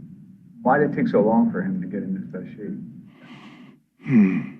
We could be here a long time for that. It's for some guys it takes time, but I'm ducking that question. How is Davis evolved as a pass rusher? Davis, how has he evolved as a pass rusher? He got better towards those last 7 or 8 games. He really did. And you saw it in practice first. Unlike a lot of people think you don't need practice, you do need practice. And he showed it in practice first, and then it carried over into the games. And so I think he realized that, felt it, felt good, and he's just carried it over all off season. In terms of Jalen Carter, Jalen played over 1,000 snaps last year. On the offensive side of the ball, Nick's gotten questions about, Saquon's usage, heavy usage last year. Is that something you have to consider going forward with him and making sure that, he's able to play at a high level, not putting too many snaps on? Well, in Jalen's case, the two plays he had at the end of the Rams game, which everybody has alluded to many times, those were his 68th and 69th snaps in that game. I don't mean from obviously he showed that he was well conditioned last year. I just mean from the perspective of, long term, if he's playing an extreme number of snaps every year, do you worry that his performance would drop off? He's still a young pup. And to follow up on that, in terms of Jalen Carter, year 3, Jeremiah Trotter Sr. said on WIP yesterday that he's been hearing from some folks that Jalen doesn't even know how to play the position yet. It was a complimentary fashion in a sense to say that he doesn't even know how to play the position yet. Sky's the limit. What's your thoughts on that? I agree with the point he's trying to make. I do think Jalen, the good news about Jalen is twofold. One, he played very well for us last year, and two, he can still improve a lot. Ringo, what did you see? You've had Ringo for a full year now. Mm-hmm. What do you like about his skill set to play the outside, and where does he still need to improve? He just needs reps. He needs to learn to play the game, and that comes with reps. And to quote Nick said in a meeting recently, repetition is the burden of leadership. It's up to us to get him enough reps in practice, expose him to all the things he needs to be exposed to so he can play a full NFL game. When I say full, not physically, conditioning-wise, but be a competent corner throughout a full game and a full season. How much did depth have to do with the defense's success last year, and do you think you have that same depth going into this season? It's too early to say. I mean, I look at it, and I told the players this, I look at this year very similar to last year in that at this time last year, we had a lot of turnover in personnel from the previous year. You had Bond, nobody knew what he was at this point last year. You had Nakobe, who hadn't played any meaningful NFL football in his first 2 years. You had Oren Burks, who we had just signed. You had Isaiah Rodgers, who we had just signed. You had Ojomo, who didn't play hardly at all his rookie year. You got Nolan, who didn't play hardly at all his rookie year. We got Chauncey back. We drafted Q, Cooper, Jalix. We had a lot of, question marks at that time, or you didn't know. This year, those names are replaced. Ringo, Adoree, Sidney, McCollum, Ojulari, Uche, Byron Young, Gabe Hall, Booker, Jihad, all the draft picks, Makuba, Robinson, Smile, and then the rest of the rookies. Some of those guys in that second list have to become like those guys in the first list. And I don't know how that's going to turn out, but I look at it as really basically the same one year to the next. The names have changed. Hopefully we'll get the same results from these new guys that we got from a lot of the new guys last year. What were your thoughts on trading, CJ? What? What were your thoughts on trading, CJ? Oh, that was a salary cap type thing, and how he made that decision. I was fine with it. With Drew Makuba, we talked about Cooper's versatility. Played a lot of slot earlier in his career. Do you see that kind of versatility at least? We haven't yet, only because we focused him on at safety right now. But we're well aware that he played it in college and might have some ability there too. Given all that turnover that you talked about, of the 3 levels of the defense, is there one area where you keep you up most at night, or where you're most curious about what the answers are going to be? No, really, it's all of them, because, until N'Kobe comes back, which won't be anytime soon. You got that to fill. We got to get guys in our edge rotation, minus the guys we lost last year. You got to replace Milt, and his snaps, which I think will be done with guys we already had here, with the addition of Robinson. Obviously got to have starting safety, a starting corner. So it's kind of spread equally. They all matter. We've heard the anecdote of you bringing the team together, or the defense together rather, to review the second half of the Super Bowl. Why was that important for you that day to do that? That was fake news. Yeah, never did that. I actually brought them together on that day to compliment them on how well they played in the Super Bowl. There was not a negative word spoken. Let me clarify that. Huh? I'm glad you clarified that. Fake news. Thanks, All right, Vic Fangio, everybody. Telling it like it is, and I thought he told us a lot. We're going to recap it all coming up. 13 minutes, football at 4. Jeff Mosher's in the house today, filling in for Adam. We'll get his take on everything Vic Fangio laid out there. And I thought he was truthful and open and honest on a lot of things. What were some of the takeaways you got from Vic Fangio? Because I got a notebook worth of stuff that you can kind of discuss when it comes to the defense. And then Vic Fangio giving us some insight. A lot of takeaways from Vic Fangio. I'll share a couple of them with you. Coming up next on the Sports Pass Live on 97.3 ESPN, the 97.3 ESPN free mobile app powered by First Bank of Sea Isle City. Live video streaming on the Twitter X platform at Mike Gill Show and on the YouTube platform at Mike Gill Show. Be a part of the show.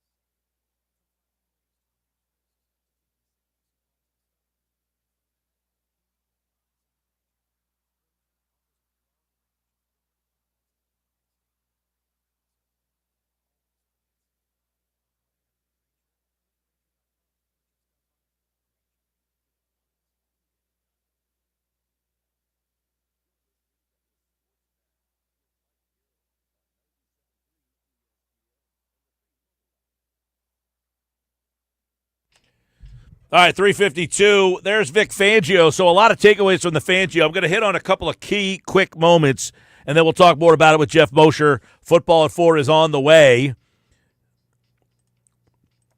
I thought Fangio was open and honest about a lot of things. You talk about the number one, Campbell, who they drafted, obviously.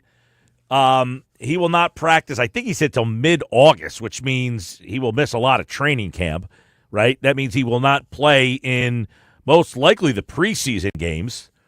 So you won't see him out there in training camp. He also talked about Nakobe Dean possibly being out. He's a ways away from playing.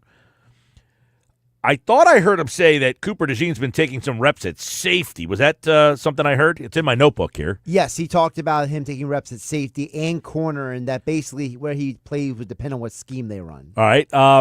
He mentioned Christian McCollum as a possible guy that could have a shot playing safety. Right, because the original question, for those who might not have heard it clearly, was they were saying, hey, the competition between Makuba and Sidney and Brown. He goes, well, it's Tristan McCollum, too. Yeah.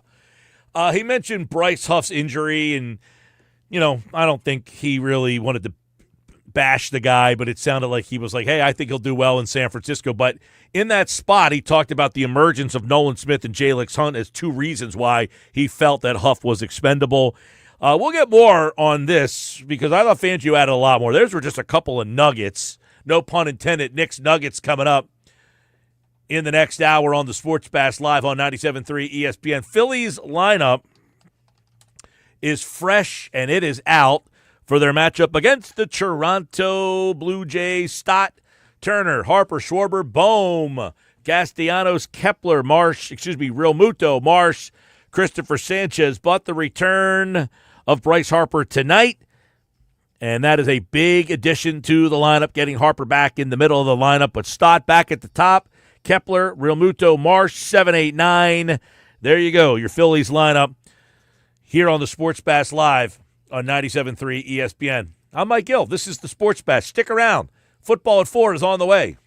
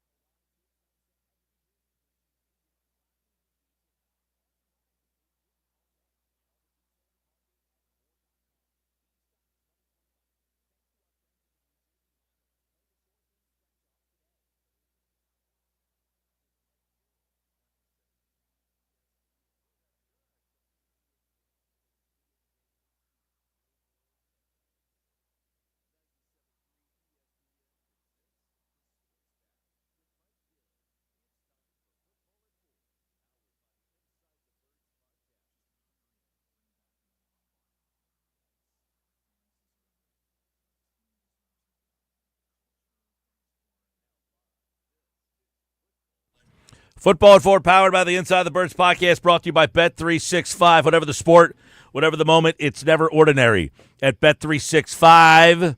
Mosher's in today for Adam Kaplan. We'll get to him in just a couple of minutes here on the Sports Bash Live on 97.3 ESPN. Somebody texted in, Mike, can you clarify the fake news question? It was tough to hear. That's Matt in Sicklerville. So I guess that was the exchange right at the end there, that he was asked about something that happened in the Super Bowl. He was essentially saying, can you verify? So for those of you who remember, I guess there was a report at the Super Bowl that he ripped into the defense for the bad fourth quarter because, they were dominating the game.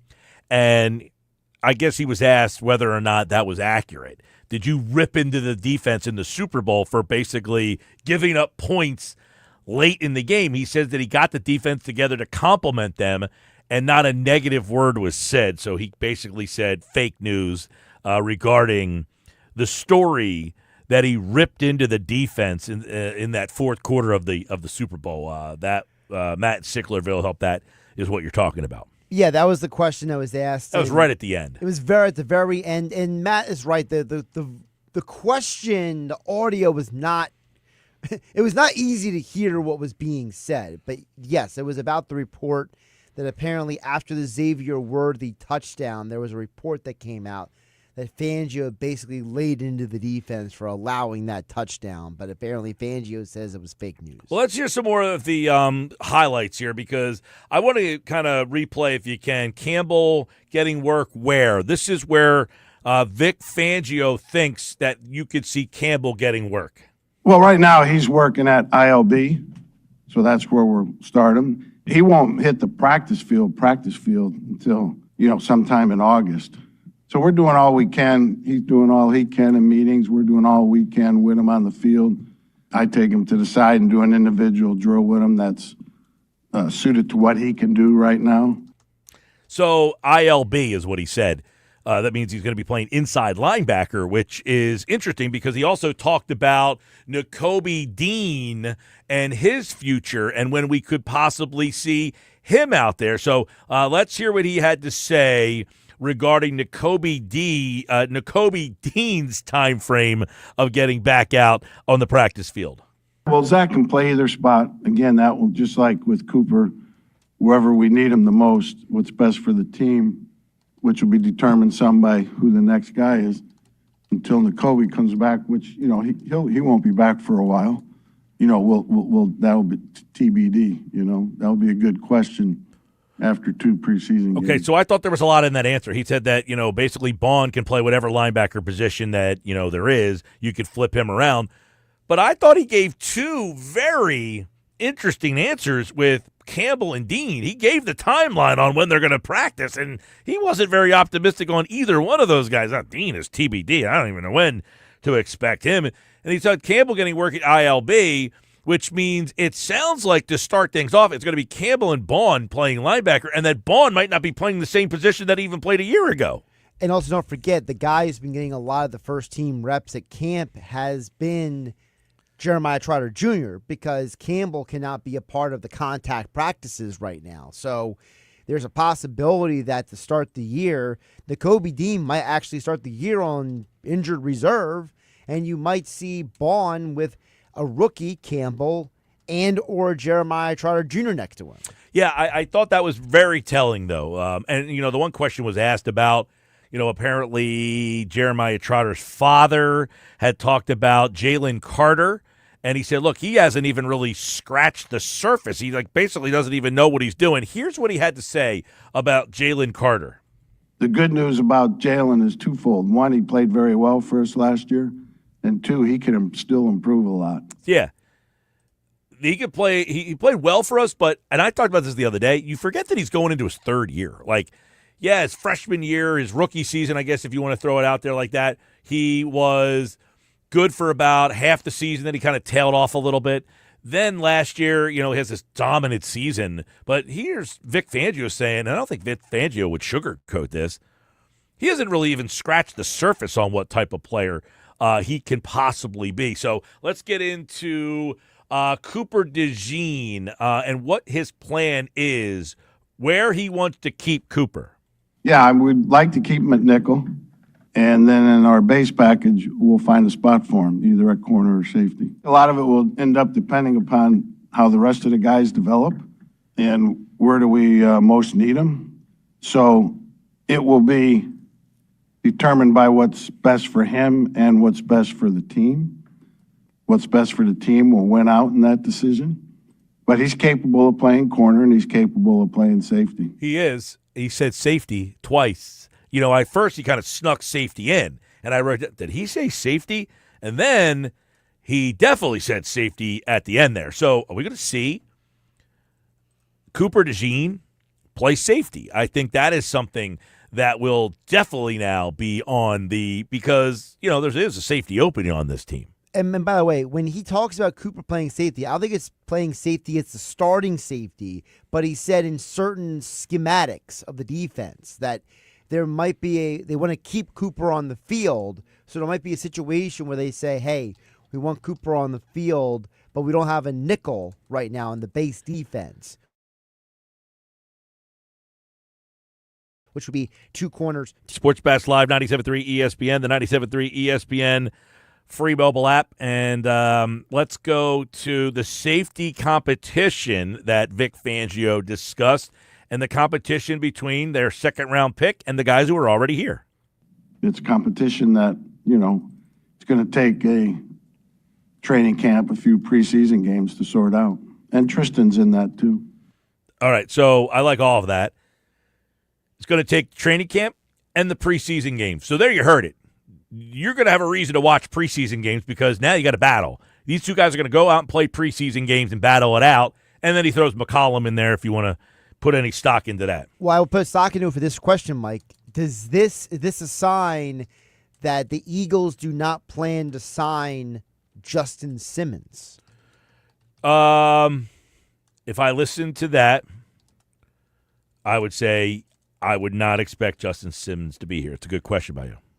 Because remember, now that the BG roster spot is open and that cap hold is taken off, you could financially and logistically sign him now. But if Fangio is sitting there saying, hey, we got Makuba, we got Sidney Brown, don't forget about Tristan McCollum, that sounds like a coach who has been informed by his bosses.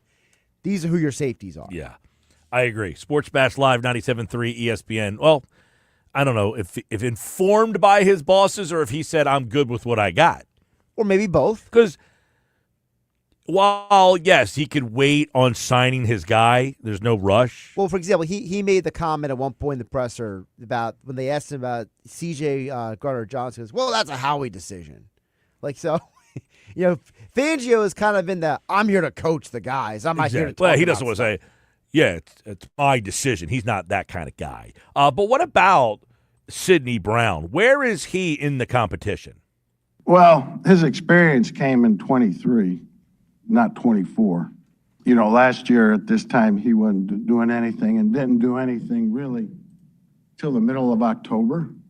So he lost all the this time of year, training camp, early part of the season, and really never got many reps with us defensively. You know, it's a new system from what he had in 23. So, yes, he's sitting in meetings, but that only goes so far. Mm-hmm. You got to get out there and experience it and build on it, and he lost that last year. So that he's going through that process now. Yeah, I know that one of the things with him is, hey, he came off that injury last year, so I can't judge him off of what he did last year. I'm not going to sit here now. When I would say 2 years ago, when he was out there, he was very reckless. He was running all over the place. He was, very much a kind of a. They had him playing slot sometimes too. So I thought you got a little bit of a false, maybe a false way to what's the word I'm looking for to kind of judge him. Well, you didn't get a complete package of what he can and can't do because he wasn't playing with all the information. A false sense of like the reality of what kind of player he is. He's not a slot guy. He's not going to play slot in the NFL. Not at all. And so I think they gave him a bad rap of playing there where people said, he can't play, he can't do this. He's a big hitter. He's a big hitter who can make big plays in the secondary. But because he's a big hitter, maybe, Mike, that is part of the reason why when you heard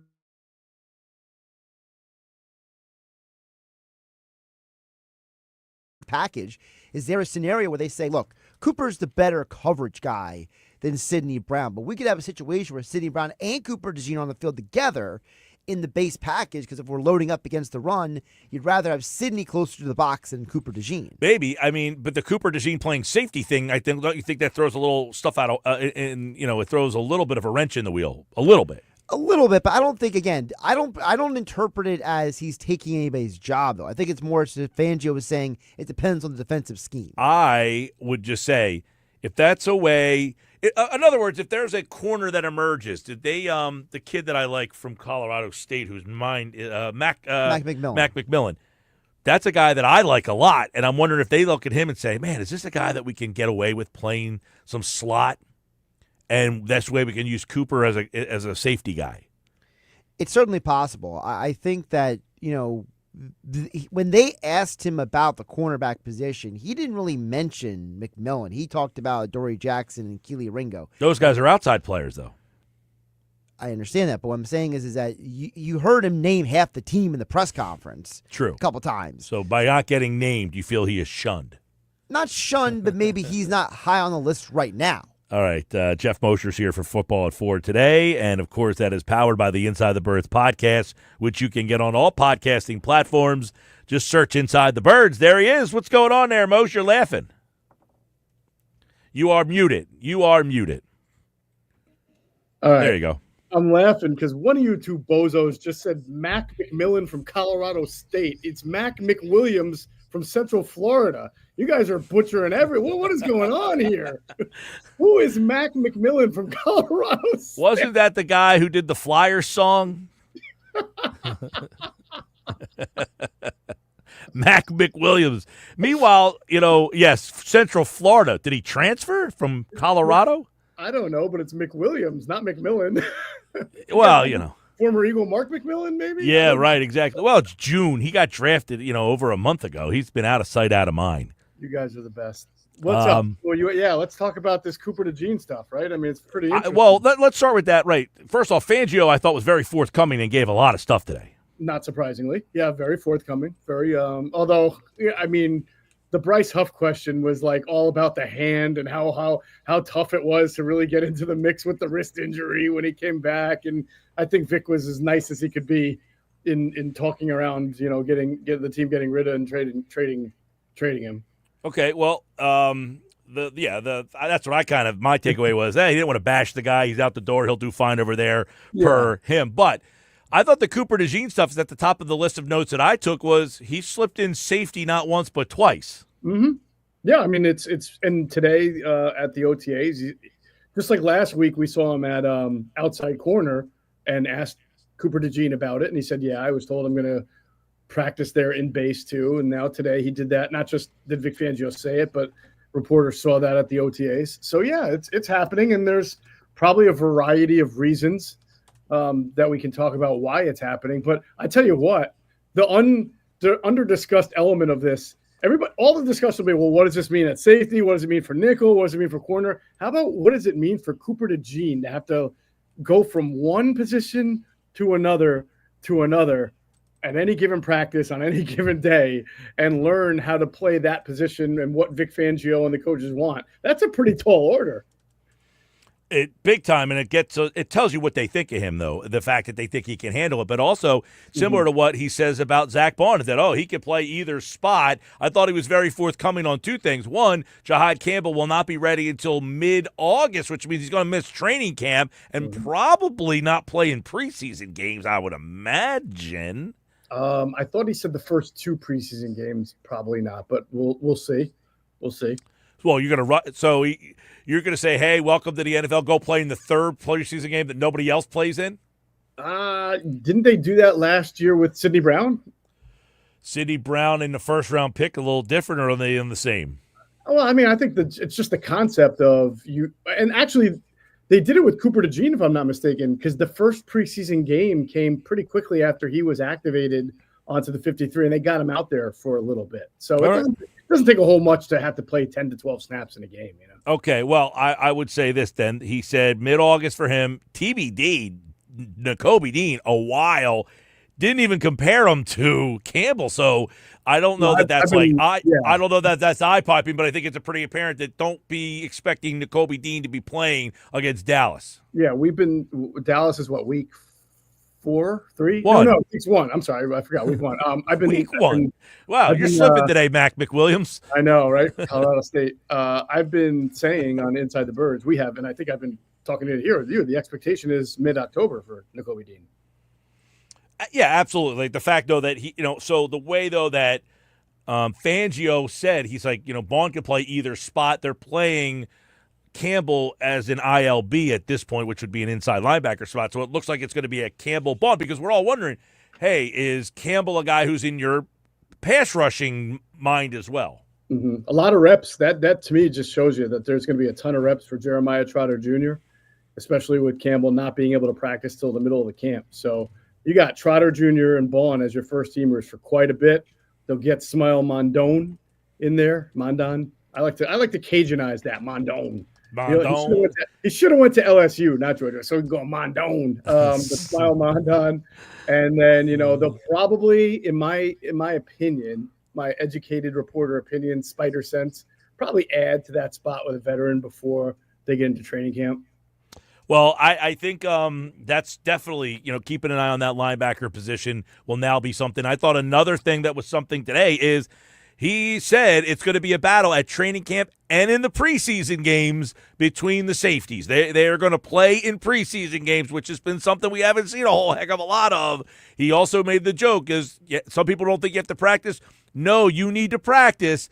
And these two guys are going to work at training camp, and he mentioned McCollum too. So he threw McCollum in there. He went out of his way to mention McCollum, but Makuba and Sidney Brown. Yeah, and I think two things. One, it just shows you with this kind of turnover year, Vic is going to play guys and get the best idea of who's there. But I don't think it's accidental that he just talks about Tristan McCollum like that. I think it's reflective of how he feels about Tristan McCollum compared to Sidney Brown. I'm not saying he thinks McCollum's some great player, but to me, it's that Sidney Brown has to.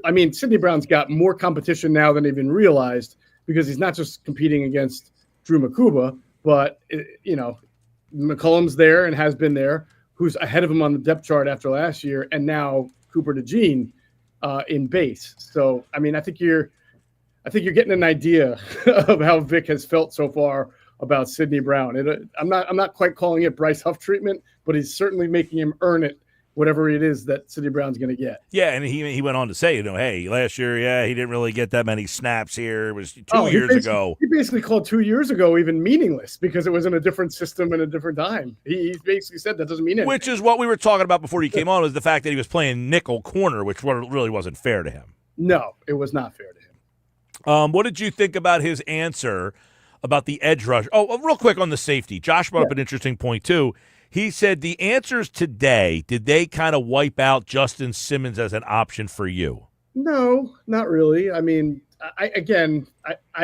that I think that Justin Simmons is definitely going to happen, but they're still at a spot where they're thin in actual proven talent. And if one guy gets hurt, then you're talking about maybe putting a guy at safety that they don't love too much, right? So there's still competition. Simmons still doesn't have a home yet. It all depends on what he's looking for from a price tag standpoint. Like the door will always be open until it doesn't happen. But I've never really thought it was going to automatically happen either. I think a sequence of events would have to happen for that arrangement to happen. And it wouldn't happen immediately. There would be training camp competition, OTAs certainly first, and then training camp. Let's get your thoughts. Jeff Mosher, Football at 4 from the Inside the Birds podcast. Did you get the sense from that he is legitimately fine with the edge rusher position? That's a good question, Mike. I definitely got the sense that he feels happy and pleased with the development of Smith and Hunt, and he expects more growth from them. So that's good. Let's play that bite real quick. This is Vic Fangio here talking about the edge rusher position. Yeah, I feel good about Nolan. I think we'll feel good about Jalix, now that he's going to get a lot of reps and develop. He played good for us down the stretch last year and played a lot, as you saw. So I feel good about those two guys, and I think they'll continue to improve. You know, we've got Uche, we've got Aziz, we've got 3 other guys there. I think we'll be fine. How do you feel if you're the 3 other guys? If you're the 6th-round pick, Antoine Powell-Ryland, you're like, yeah, maybe Virginia Tech. Virginia Tech. I knew that one. There you go.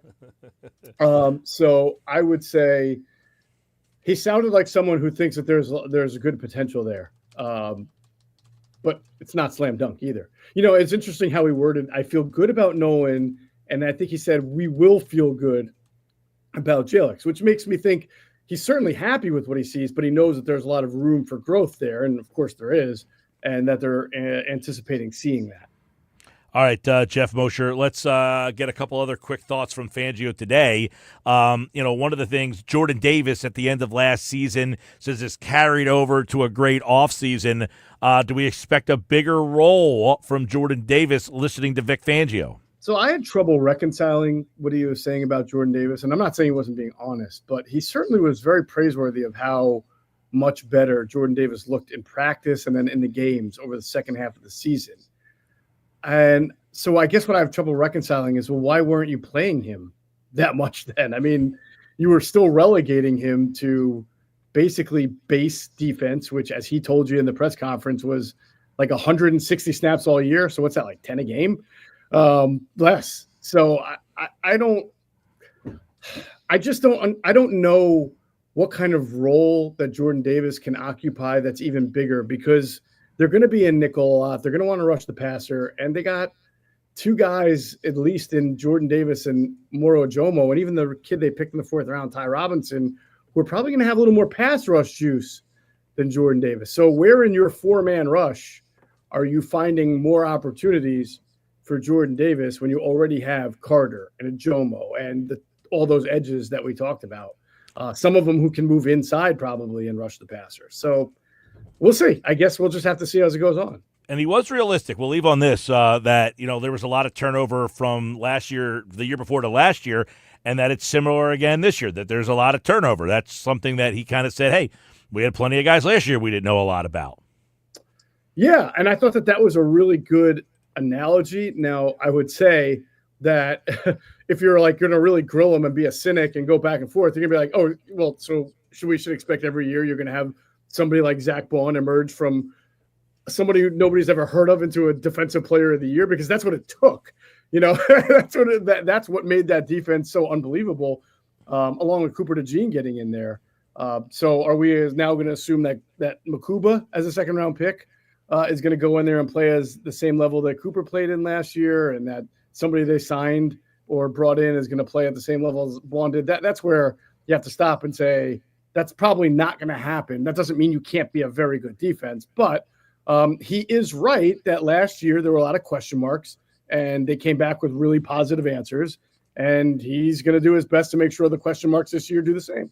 All right, there you go. It's a Tuesday. Good stuff, Vic Fangio on a Football at 4, giving us plenty of things to kind of consume on this day, where Vic Fangio, when he speaks, we listen because he tells the truth generally. Of course, he's one of the few people in the business that still does it. Yeah. I'm sure the Eagles are like, him and I was going to say him and Mac McMillan out of Colorado State. Jeez. By the way, he went to UAB and then transferred. Oh, so nothing to do with Colorado State whatsoever. Nope, not at all. Oh, man. Got that one wrong. Your homework assignment tonight is to figure out what made you think he went to Colorado State. Yeah, that's weird. All right. Maybe, where'd he go? Central Florida. They wear black and gold. Colorado State's black as green and gold. There's some gold in there. All right. Well, and what is the mascot for the Colorado State? Are they the I don't know what they are. The Colorado Rams? State? Rams? They are the Rams. Okay, and the Knights, I think, are Central Florida Knights? Golden Knights, yeah. Golden Knights, right? Yeah, who knows? Who knows, Mike? Off base. All right, Football at 4, Jeff Mosher, everybody. I guess Adam's replacing you tomorrow, or are you back tomorrow? Who knows? It's we're going to keep you on your toes. All right, well, we'll let everybody know when you get back tomorrow for Football at 4. See ya. Penn State, Mike. Just remember that, all right? Penn State. See ya. Hey, West Virginia's in the Super Regionals. Take care. All right, Sports Bash Live, 97.3 ESPN. There's football at 4. That's Joe Mosher. When we come back, we've got the Nuggets for today. Nick Earnshaw's in the house for today's Nuggets on the Sports Bash. This hour brought to you by Broadlee's Plumbing, Heating, and Air Conditioning, your trusted source for heating, plumbing, service, installation. Call them 609-390-3907 online, broadlees.net. Stick around. Nick's Nuggets are next on the Sports Bash.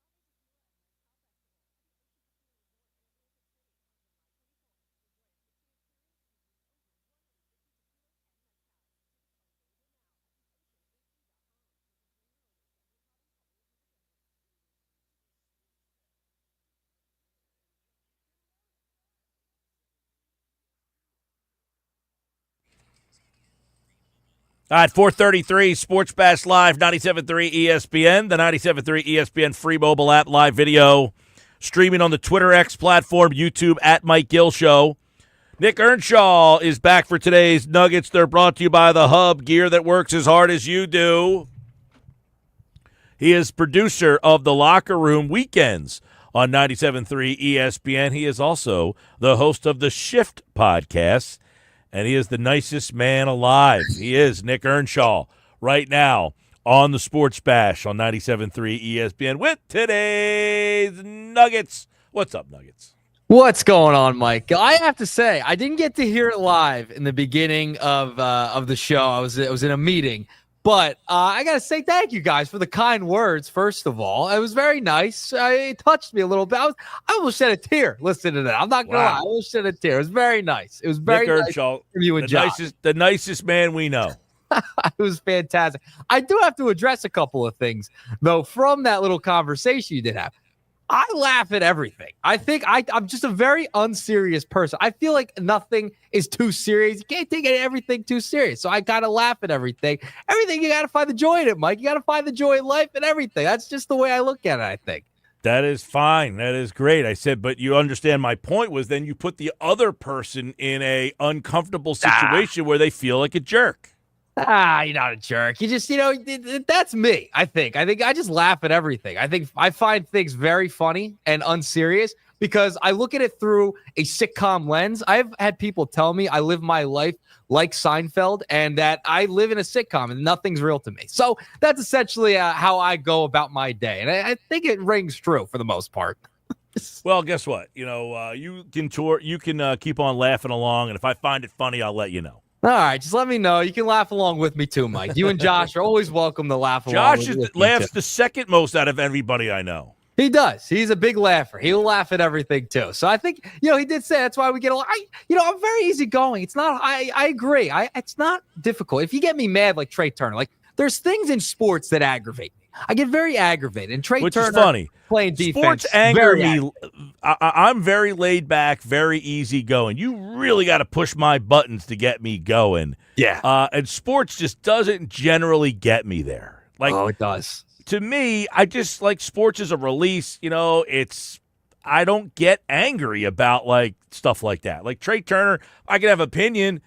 I don't think he's great at shortstop, but it doesn't make me angry. That's the one thing that gets me mad. Bad defense on a baseball field, Mike. It gets me up in arms. I'll say that. How about that? Yeah, I would agree. I'm very defensive-minded, in terms of coaching. I definitely value defense. His defense would be unacceptable for my team. He wouldn't be playing shortstop on any team that I'm coaching.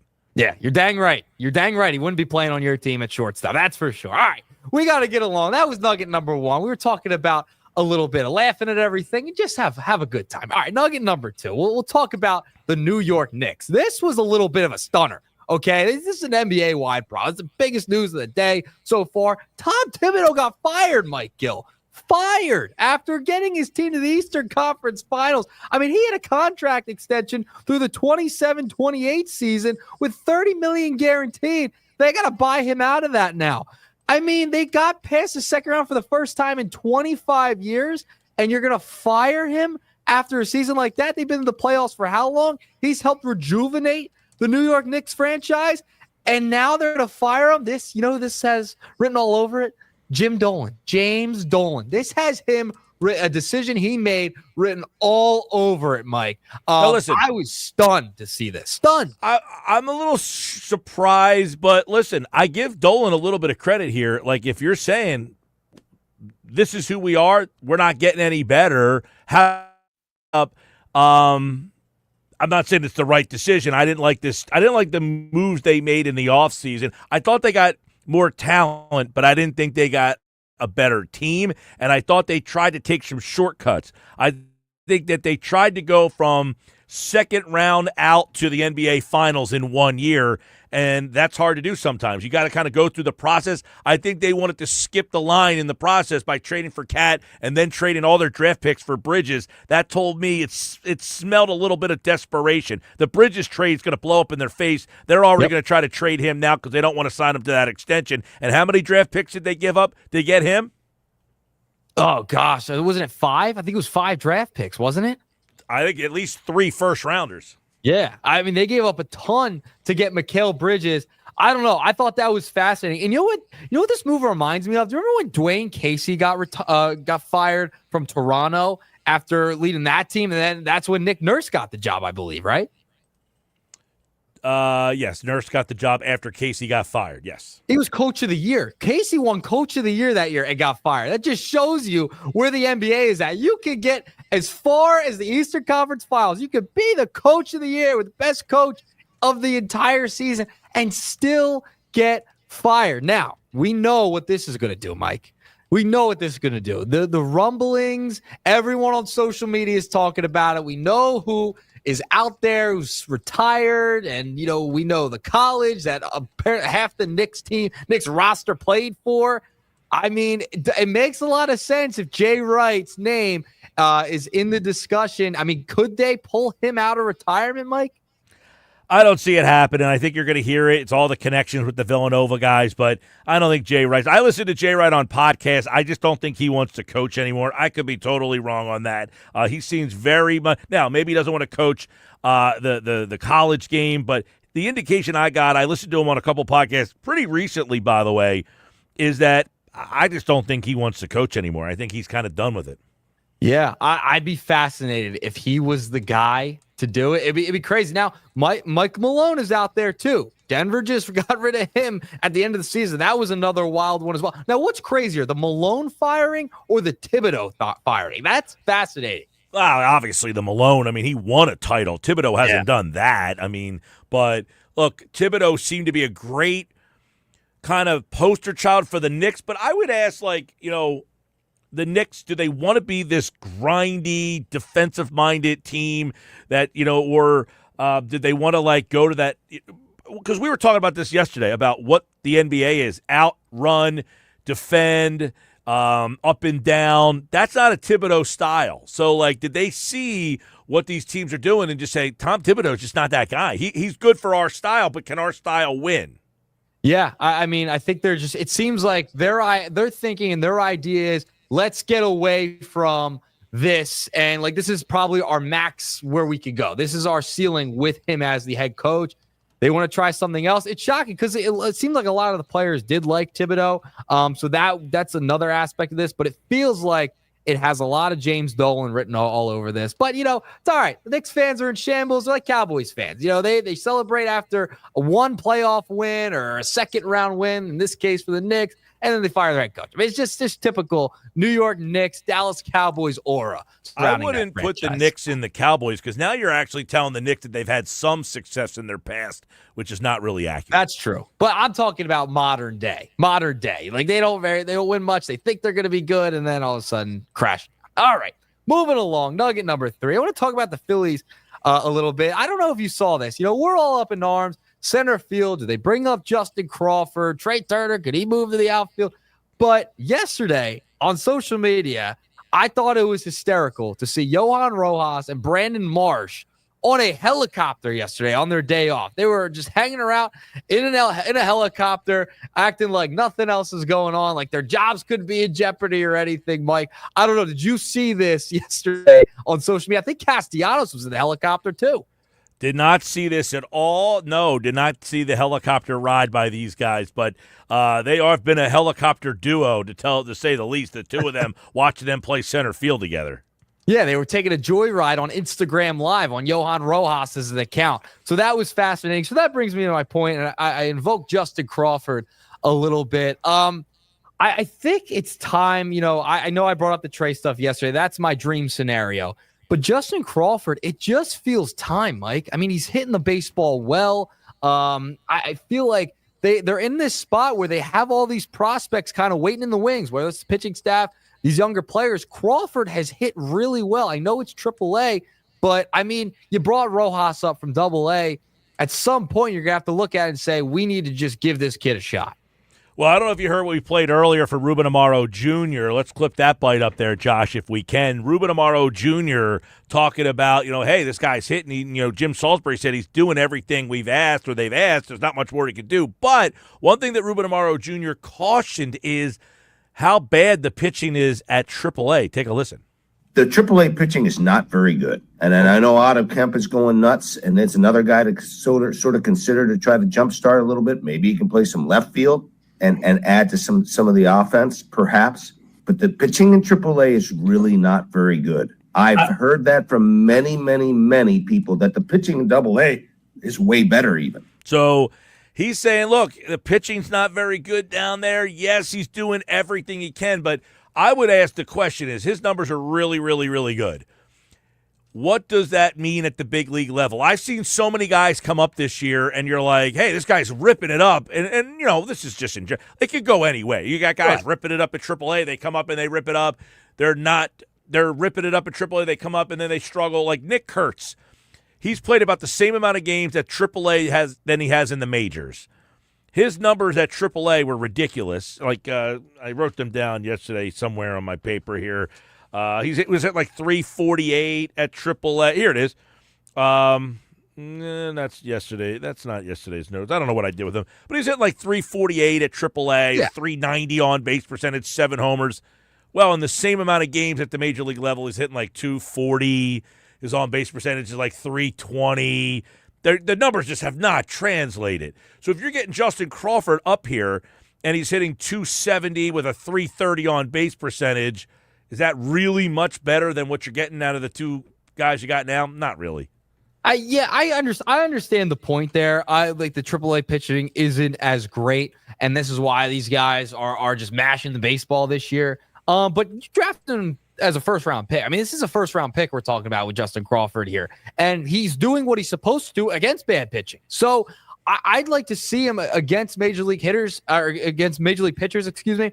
And I think he would give you a little bit of a boost. Remember, he's also dangerous on the base pass too, and he's a pretty decent defender. So I mean, you drafted him to one day hopefully see him in center field at the big league level. He's producing in AAA.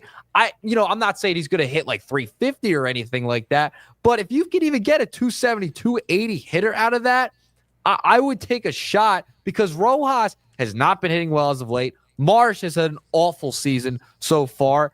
I mean, I think it's worth a chance, especially in a position that you have failed miserably over the course of since Victorino, it feels like. Yeah, I'm just saying, like, everybody wants to see the new guy. His numbers say why. The idea of calling him up, though, is he's 21 years old. Do you want to ruin one of your top draft choices because you brought him up too early and that he's not a huge upgrade? Now, when you look at his numbers, you're saying, man, how can he not be an upgrade? I mean, one of these comments here, his swing is a mess. He hits everything into the ground. You know, you got guys who are saying, look, I don't know that he can come up here and hit this level of pitching with the swing he has currently right now. At that level, he can hit everything on the ground, beat it out. Can't do that up at the professional level. So you want to take a shot at bringing a guy up here who's not ready, all because you're so disenchanted with what you have, you're willing to ruin one of your guys that might be your future. I mean, is that why you leave him down, though, also because you can use him as a trade chip later on at the deadline? That's a possibility. Could that be another reason why they wouldn't bring him up? I'm interested as to why he went from Jersey Shore last year, played a little bit at Reading, but literally went from Jersey Shore up to AAA. Like, they just jumped him, fast-tracked him up, which everybody's like, whoa, okay. Now he's 21 years old, and you're like, why did, they moved him up pretty quickly. The next step would obviously be you want to see him as soon as possible. So I wouldn't be shocked. I'm just warning people, like, I don't know that there's any reason to kind of like rush this. Like, if he comes up now and struggles, then what? Then what's your option? If you brought him up before the trade deadline and he struggled big time, now you probably have problems trading him. Where are you going to go to replace him if he's up here hitting, God forbid, 179 and he's just struggling big time because he's just overmatched? What do you do then? Yeah, I understand that you don't want to rush the guys, and Rojas is a guy they brought up straight from AA. So, I mean, the Phillies have been known to do this before, so that doesn't shock me that he pretty much went from Jersey Shore to AAA. I mean, we saw Rojas. He went from AA to the big leagues, and I don't know if you could consider they rushed him a little bit, but at some point, you're just going to be – if he just keeps mashing down in AAA, I mean, is he ever going to leave? I mean, he was a first-round pick. You're going to want to see him at some point. I wonder if Well, you just the keep him down there obvious- just to keep his value at where it's at. The obvious answer would be, look, he's going to be up, I think, at some point this year. But if he's not up this year, the two guys in center field are not going to be back here again next year. I think, as Frank Close pointed out earlier, I think they're trying – I agree with Frank. I think they're trying to find a way to move Marsh, because what do you do with Marsh if you bring up Crawford? Then you have Marsh, you're going to DFA him. Right. He does have a option left. You can send him back to the minor leagues. But I think they're trying to see if they can get something – for Marsh, maybe a veteran left-handed relief pitcher that they can utilize. So, because if you have Marsh here and you bring Crawford up, now you have Crawford, Marsh, Rojas. What are you going to do with them? So you got to try to figure out a way to get rid of somebody before you bring them up. One of those three I could totally see being dealt by the deadline. Totally see it, by the way. All right, before I get out of here, quick nugget here.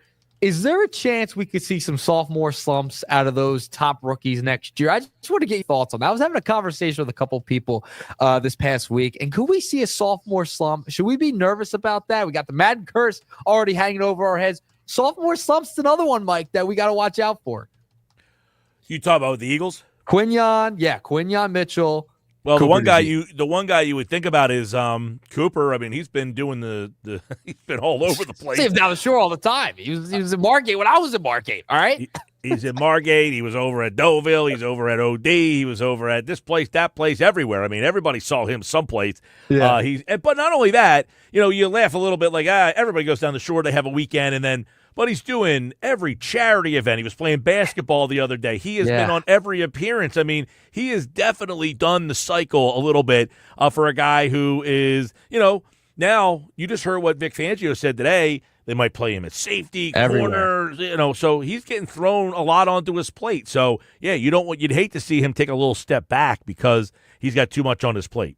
But Quinyon, I think Quinyon seems like the quiet assassin soldier, man. He is like, he don't say a word. No.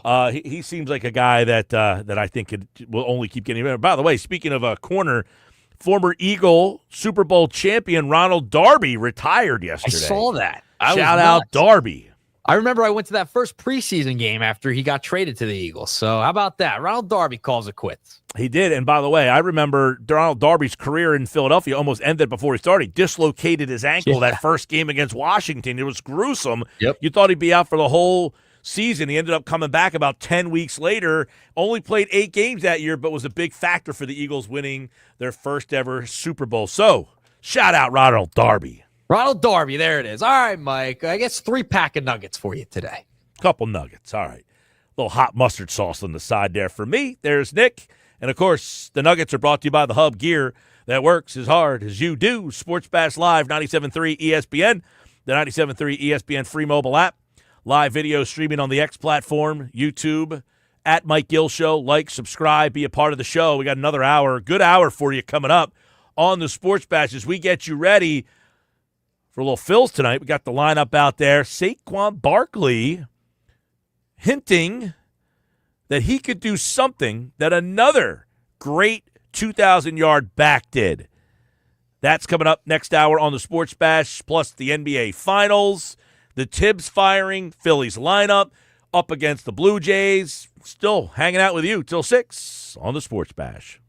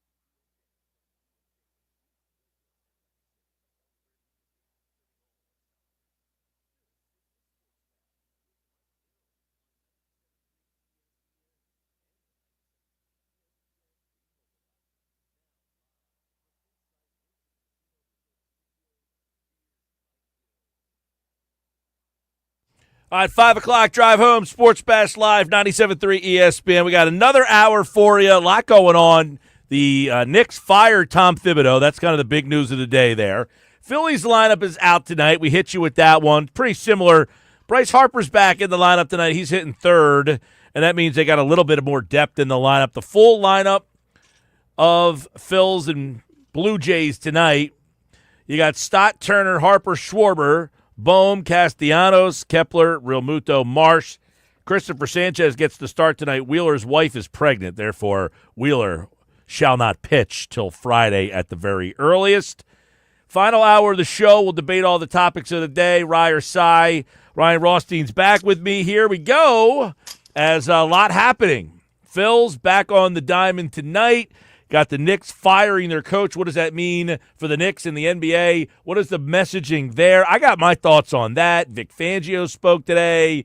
Let's start it all off. What do you got for me today, man? How are you? What's happening, brother? Yeah, all good. Let's get right into it, and let's start with the news of the day, at least in the sports world, which is Tom Thibodeau. Canned. You're out. Later. Yeah. Thanks, but no thanks.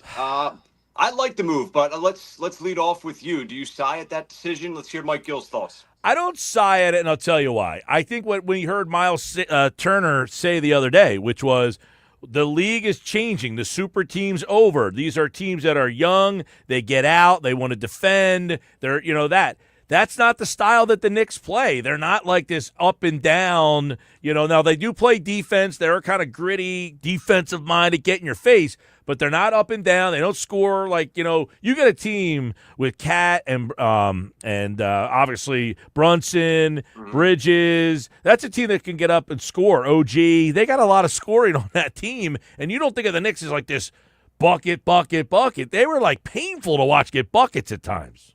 Yeah, absolutely they were. And, we touched a little bit on this yesterday. Another point, which is just the challenging part of franchises, especially in the NBA, but really in any pro sports, right? Going from good or really good to title.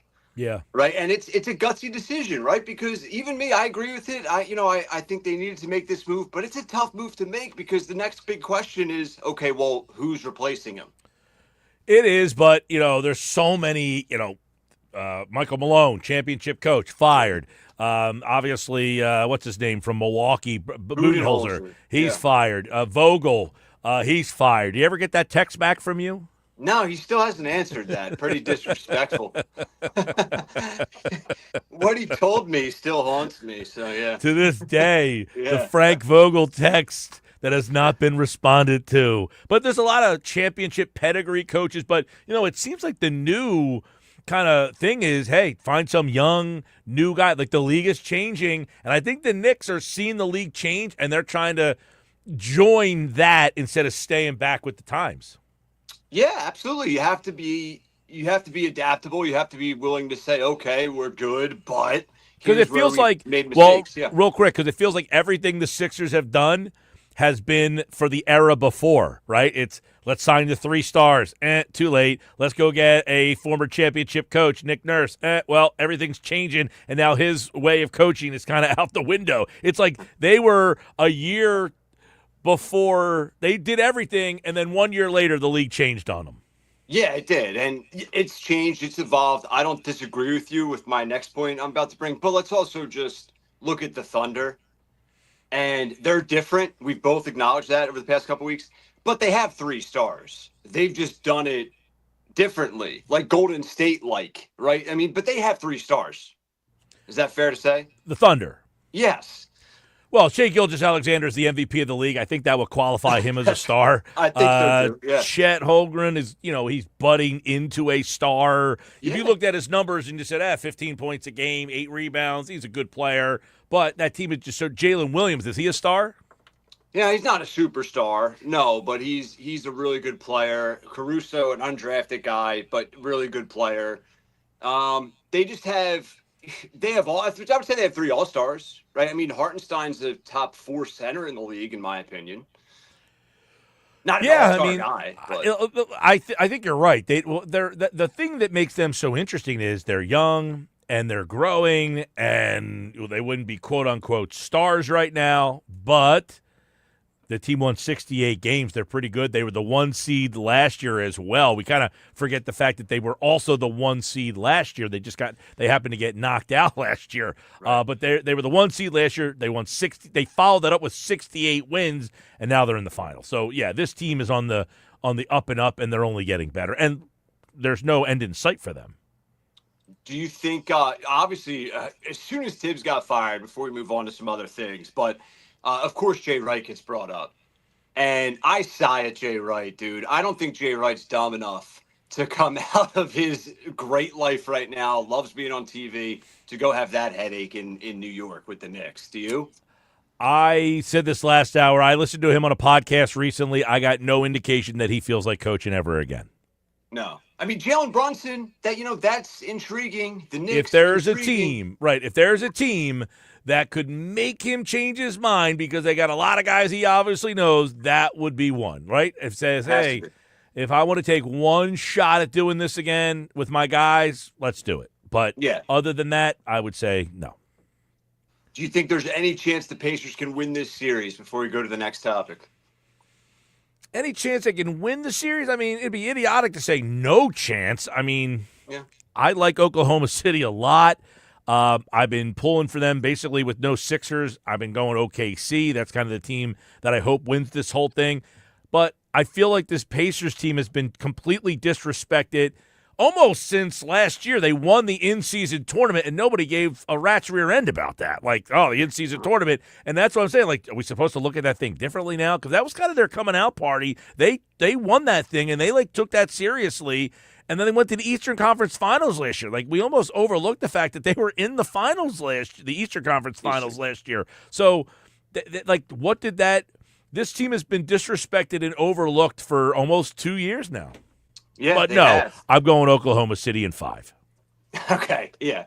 I'm going to say 6 hesitantly. I'm going to say OKC in 6 games just because of everything you said. I feel like the Pacers steal an extra game, make it interesting for a little bit, but OKC is just going to be, I think, a little bit too dominant and overwhelming for Indiana. But what a great story the Pacers have been. But going off of that, I think this is good for the NBA.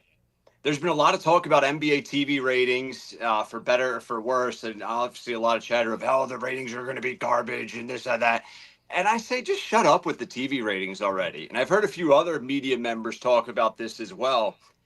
I don't think TV ratings matter anymore. We're in a different era of social media and how we consume sports, where everyone's like, oh, the TV ratings are down. It's like, dude, old man yelling at cloud, stop it. What are your thoughts? Well, the TV rating thing is an interesting fodder. Who really cares about that? Like, if you want to watch it, why do you care if anybody else is watching it? So it's really, does it matter? I think it's more the conversation of, hey, but you're absolutely right. Why does the TV ratings matter? I do a TV ratings podcast, and it gets a lot of listens because people, for some reason, like that stuff. But if you told me nobody's watching this NBA playoff game, not one person in the world, and I wanted to watch it, I wouldn't care at all that nobody else is watching it. If I want to watch it, I'm going to watch it. It doesn't matter to me that nobody else is. So it's just that is a very weird dynamic, that is a topic and that there are people that care on something that really matters so little. Because when was the last time TV ratings mattered? I'm going to give you an example based on a text message that I just got, okay? Okay. Yeah, let's hear it. It says, I love your views and opinions. Thanks, Mike and Josh, for your insights. I detest Ryan Rothstein. I wish you would have another segment from 5 to 6. He is terrible. So you are terrible. But there are many people out there that feel, I really like Ryan Rothstein, and I hate Mike Gill. He is an idiot. Yeah. So that person detests you. Somebody else detests me. So it all works out in the end. It doesn't really matter. Now, I feel bad for that guy that he doesn't like you and has to listen. But I also feel people that don't like me, I feel bad for them. Like, I'm sorry that you don't like me. I can't really help you out there. I'm the one that ended up with this job for whatever reason. And it stinks that you don't like me. I wish that you would. However, if the person that likes me wants to listen and the person that doesn't like me doesn't want to listen, the person that likes me is not going to not listen because the guy who doesn't like me doesn't like me. You see what I'm saying? I think so. I'm picking up what you're putting down. Well, I think we took the long route, but yeah, we got there. And I feel bad for that guy or gal too. I'm sorry I'm on right now, but I appreciate that you're powering through and you're still listening to 97.3 ESPN. So thank you for that. But it's like I anything. just try and bring different points, different perspectives, and have fun with conversation and debate, just like you do, just like anyone on the air does. We're just having fun here. Yeah, I mean, it's mind-boggling to me that anybody gets to that level of like, I dislike, like, I might not agree with you. I don't. I'm almost honored. I'm almost honored that anyone. That was it was an honoring text, so much so that I decided to read it. Yeah, thank you. I mean, it's like, wow, okay, thank you. But yeah, it brings home the point of like, when was, we all yearn for that level. Like, I yearn for the person to make up a fake handle and then tweet at me all day. I'm like, do you realize you have wasted part of your day? You have wasted part of your day tweeting at me. What does that say about your life? Oh my goodness, the energy. Like, I struggle with my own stuff enough where it's like, I can't then all of a sudden be knocking other people. Like, it's the energy it takes to do that. It's impressive. I'll tell you what. To sit and actually take time to think about a fake name you want to come up with. That's a whole nother time of your life that you came up with. Let me think of a name that I can make up. Like, there's some thought that goes into that, and I give those people credit. Yeah, well, that's why all those people with those accounts, they always they don't have a profile picture. None of them have a profile. No, these people actually, and that's another thing, they come up with profile pictures. There's another time out of their day. So that being said, the NBA Finals thing, yeah, it doesn't really matter that no one's going to watch it. I'm very intrigued because I like basketball. I like Oklahoma City style. I'm intrigued to see Indiana's style against Oklahoma City style. But overall, I don't think it's going to be a very well rated final. No, it definitely won't be. And last thing on this before we move on, it's like Adam Silver said not too long ago in relation to this conversation, like that engagement has never been higher in the NBA in its history. So that engagement? Engagement with the fans. That means social media. It means, everything, streaming, how we're consuming sports now. What do you think about this? Don't tell the story. What do you think about this? More people watch the college basketball NCAA tournament than are watching the NBA playoffs. What do I think about it? Are you surprised by that? No, I'm not surprised by that because I think the college tournament, NCAA and March Madness, it can be relatable to more people, the general public. I was a little surprised by the fact that because during the regular season nobody watches college basketball. I mean, Zippo, like 550,000. You don't need to. Right, and but not that the NBA ratings are great during the year either. I mean, but still, like on a national game on TNT, you're getting $1 million, $1.5 million, maybe $2 million if you're getting a Celtics Lakers or something like that. But keep in mind, everybody has their own regional sports channels, and you're watching your local team. The college basketball doesn't have that, but just their tournament against your playoffs, some of their games are getting 16, they're getting big-time viewership for like Final Four, Elite Eight, that kind of stuff. Whereas the championship, the Eastern Conference Final the other night, I think it was 8 million that watched that game, Knicks and Pacers. Yeah, it was not very, it was about that number. I remember seeing that as well. Yeah. But, yeah, I think that's because the March Madness tournament, that one and done, that those Cinderella stories, everything we love about it, it can cater to a larger demographic. Yeah, the one thing with basketball right now, as I've said many times in the last 2 weeks, the LeBron, Curry, KD, Kawhi era. That era is ending. Those are guys that can get you to the playoffs, but they're not getting you championships anymore. Mm-hmm. And they are now getting beat by the SGAs. They're getting beat by Anthony Edwards. They're getting beat by these younger guys. So the league is spinning. And we saw this happen at the end of the Jordan era. Sadly, I saw all of the Jordan era and then watched it end. And then it went to the Kobe era. And people weren't watching the Kobe era because they were like, what happened to Jordan? So it took a little while, and then it bounced back, and then the LeBron era kind of took over, and here we are. Like, that LeBron era is unbelievably coming to an end. Yeah, there has to be a storyline, right? And right now we're in between storylines. I would agree with that. Yes, we are in between the era of the LeBron, and now it's transitioning, and we're watching it right before our very eyes. And I think the Knicks, to go all the way back to the beginning conversation we had, I think the Knicks are seeing that and saying Tibbs is part of the former era. It's time for us to go to the next era. If we hold on to the former era, we're not going to get out of it. We're going to get stuck in it. Yeah.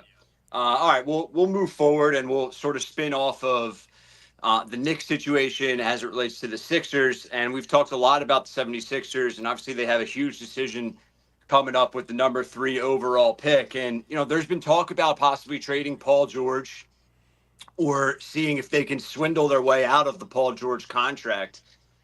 Do you think that that's their best option, or do you think that their best option is to sort of just cross their fingers and, hope that Paul George is able to stay healthy this season, right? Because there's a polarizing perspective and perception on PG. I feel that the possibility of trading Paul George is minimal. Would be my answer to that.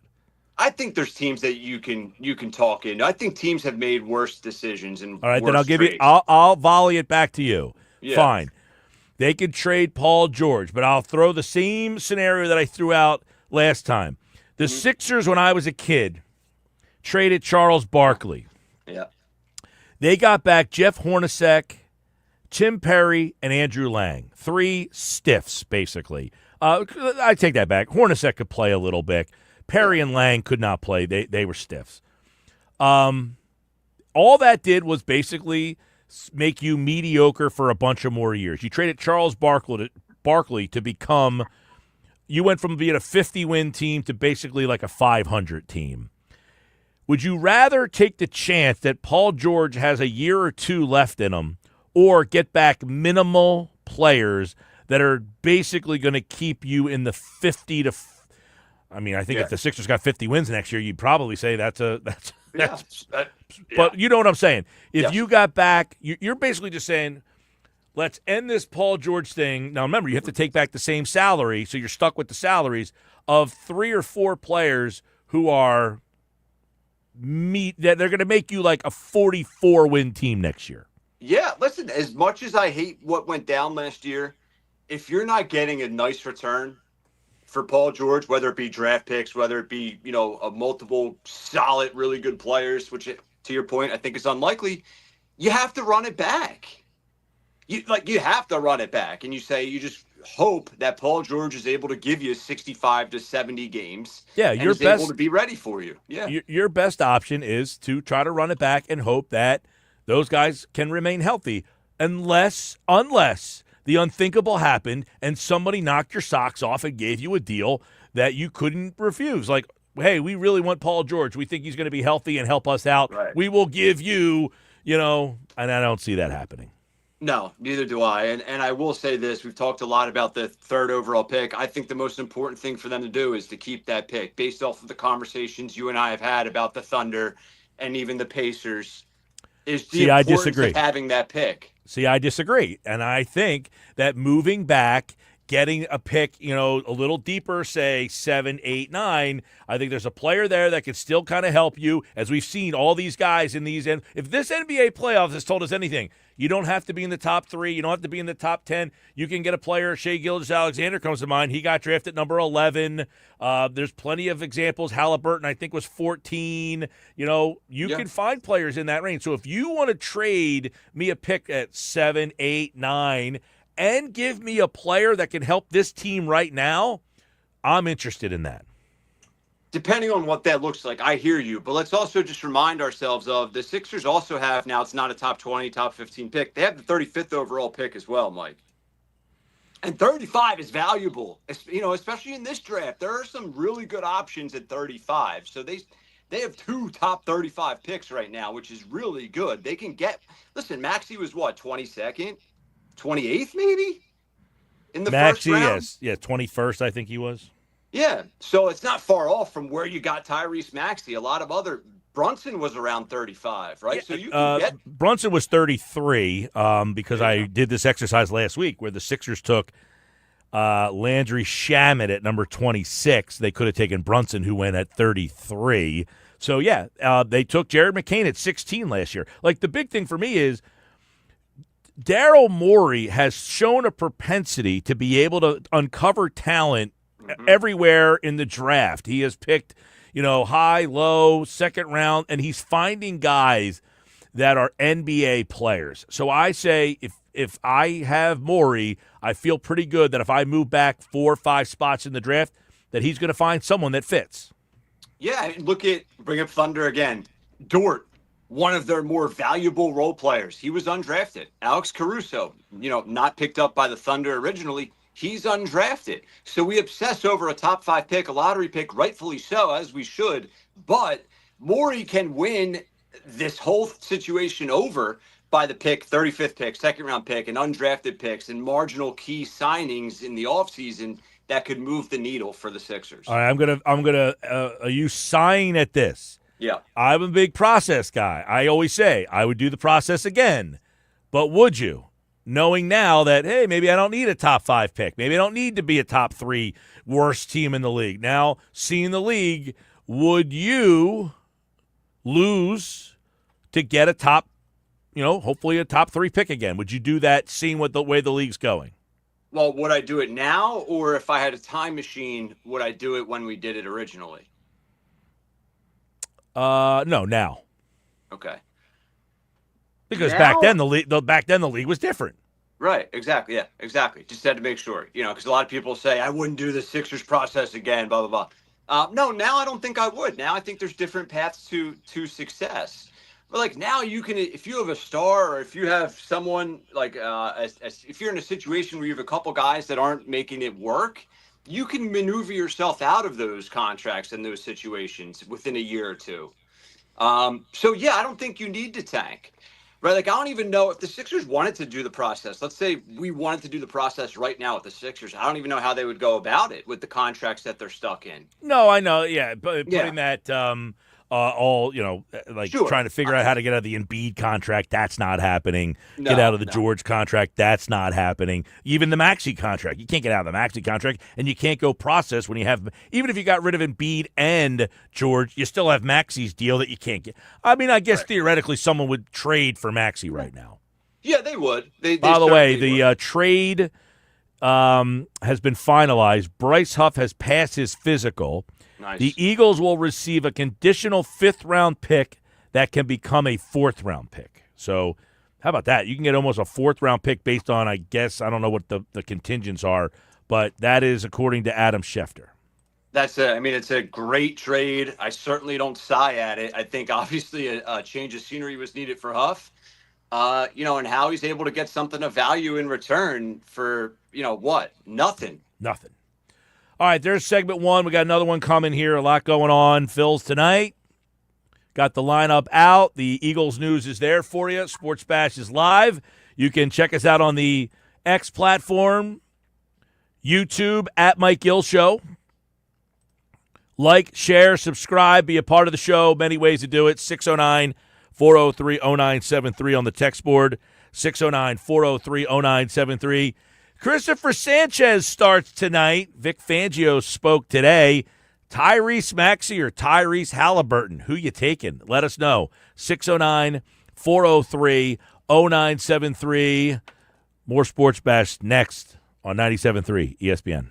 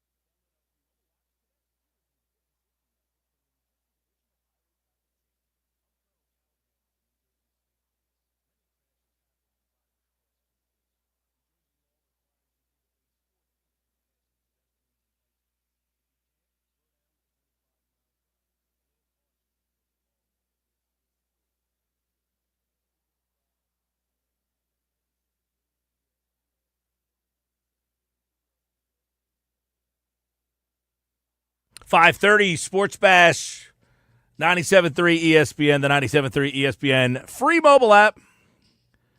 Live video on the X platform, YouTube, at Mike Gill Show. Lot to do. Final segment to do it. Let's get into it. Ryan Rothstein's back for segment 2 of Ryer Cy. Holy mackerel. No NBA tonight. That's not till Thursday. Even the hockey's not till tomorrow. Phils are back tonight, though. Got Phils and Blue Jays. So keep our eye on that game, of course, and we'll be all over that tomorrow. Let's go. What else we got today? Let's go to the Phillies rumor mill. Let's get a little weird here for a second. 2 names. See if you side either one or both of these rumors. Alex Bregman and Luis Robert Jr. Who would you take? Maybe you would say, yeah, I'll do either or I sigh at one of them, or you sigh at both. Wait, so give me the. I didn't hear these rumors. Maybe rumor mill. I just saw on like SI.com. Obviously, center fielder Luis Robert Jr. has been associated with the Phillies. Yeah. Alex Bregman has been brought up as someone, if the Red Sox really, could continue to struggle, or they struggle as it gets closer to the trade deadline, maybe they're sellers, and maybe the Phillies say, we'll pick up that rental in hopes of, he being the difference in a World Series run. Would that make sense to you? I mean, listen, at this point, Bregman's on a contract that you can get out of. I think he got a short-term deal in Boston, if memory serves. So, yeah, he's you make a free that agent after this year. So it's a rental, but you say, all right, we bring him in. Maybe he's the difference, and maybe we can, extend him or keep him. Who was the offer? What do you like? Who would the Phillies give up? Yeah, what was the offer? What the Phillies would be giving up? It didn't give extreme details, but it did say that they heard that Phillies, the Phillies have come up and associated with potential interest in him. So it didn't list exact potential trade details, but I imagine it would be, a significant prospect or two. Maybe Alec Boehm. I mean, listen, I know they were attached to him in the offseason, and if they could make that happen, Bregman's a professional hitter. Definitely would, are you giving up Mick Abel for Bregman, a rental player? The problem is if you give up a pitcher for Bregman, now you're in the same situation that the Red Sox were in, where Bregman plays third. They had to ask Devers to go play a different position. Actually, they had to move him to extra hitter. So you would have to try to move Boehm to make that happen. Would they take Boehm in his place? I mean, that would be weird. I mean, you could just put Devers back there if you're the Red Sox. So I don't. But even if you didn't move Boehm, let's say you had to give up a Mick Abel or, something of the sorts, right? Couldn't you move like Stott to a key bench role or Boehm to a key bench role? And now you have that depth there. Like I'm just trying to think of creative ideas. I don't know that you're going to put Boehm in a key bench role. All of a sudden, he's your 5-hitter. Well, I'm just thinking of ways to get Bregman. I don't know if anything's realistic. I know. I'm just you're thinking of ways to get Bregman, and I'm thinking I don't know that these make any sense. No, you're right. It's fair. I think you would have to give up Alec Boehm. I'd have to read this article on my own here and say what are they talking about here? Because first off, I haven't heard much on the Phillies having interest in Bregman. I heard in the offseason they had interest in Bregman, and obviously, look, people are acting like this. Yeah. If people are acting like it's like some novel thing that the Phillies and Red Sox would have talks. Look, they need pitching. They've got Chapman, who's a left-hander. Of course, the Phillies and Red Sox make some sort of sense. This isn't like splitting the atom here. But the Red Sox aren't going to wave the white flag yet. So they're not. So anybody who's like, see, I told you about the Red Sox, everybody knows the Phillies and Red Sox would be a partner, but the Red Sox have to drop out of the race first. Then it makes sense. You could pick every team in the league and say, hey, see, look, there's a fit. The Red Sox need to drop out of the list. I can't imagine the Sox are ready to just wave the white flag and start peeling off Bregman, a guy that they really changed the whole complexion of their roster. They went to Devers and ticked the guy off to move him. Yes. No, you hit the nail on the head. That is detailed in this article. It is the disclaimer is, listen, the Red Sox are not waving the flags. They're not sellers yet. But with recent rumors of Chapman, and that disclaimer was if they end up being sellers. Same with this. Okay. If they end up being sellers, there's been rumors in the past, as you mentioned, with Bregman in Philly. And if you're Boston and you decide to wave the white flag and you're able to get anything in return from him as he's entering free agency, so you can sort of connect the dots as you alluded to. Yeah, I mean, it's not a novel thing to say, hey, the Phillies and Red Sox would be a partner. Yes, but until the Red Sox fall a little deeper out of this thing, it is June the 3rd. Now, the Red Sox have lost 4 straight. We were talking about this earlier. That has dropped them a little bit more, but I don't know that anybody at this stage, especially the Boston Red Sox. Look, It's hard for Baltimore's a different situation. Baltimore doesn't spend a lot of money. They can say, look, we just don't have it this year. We're not spending to try to get back into the race.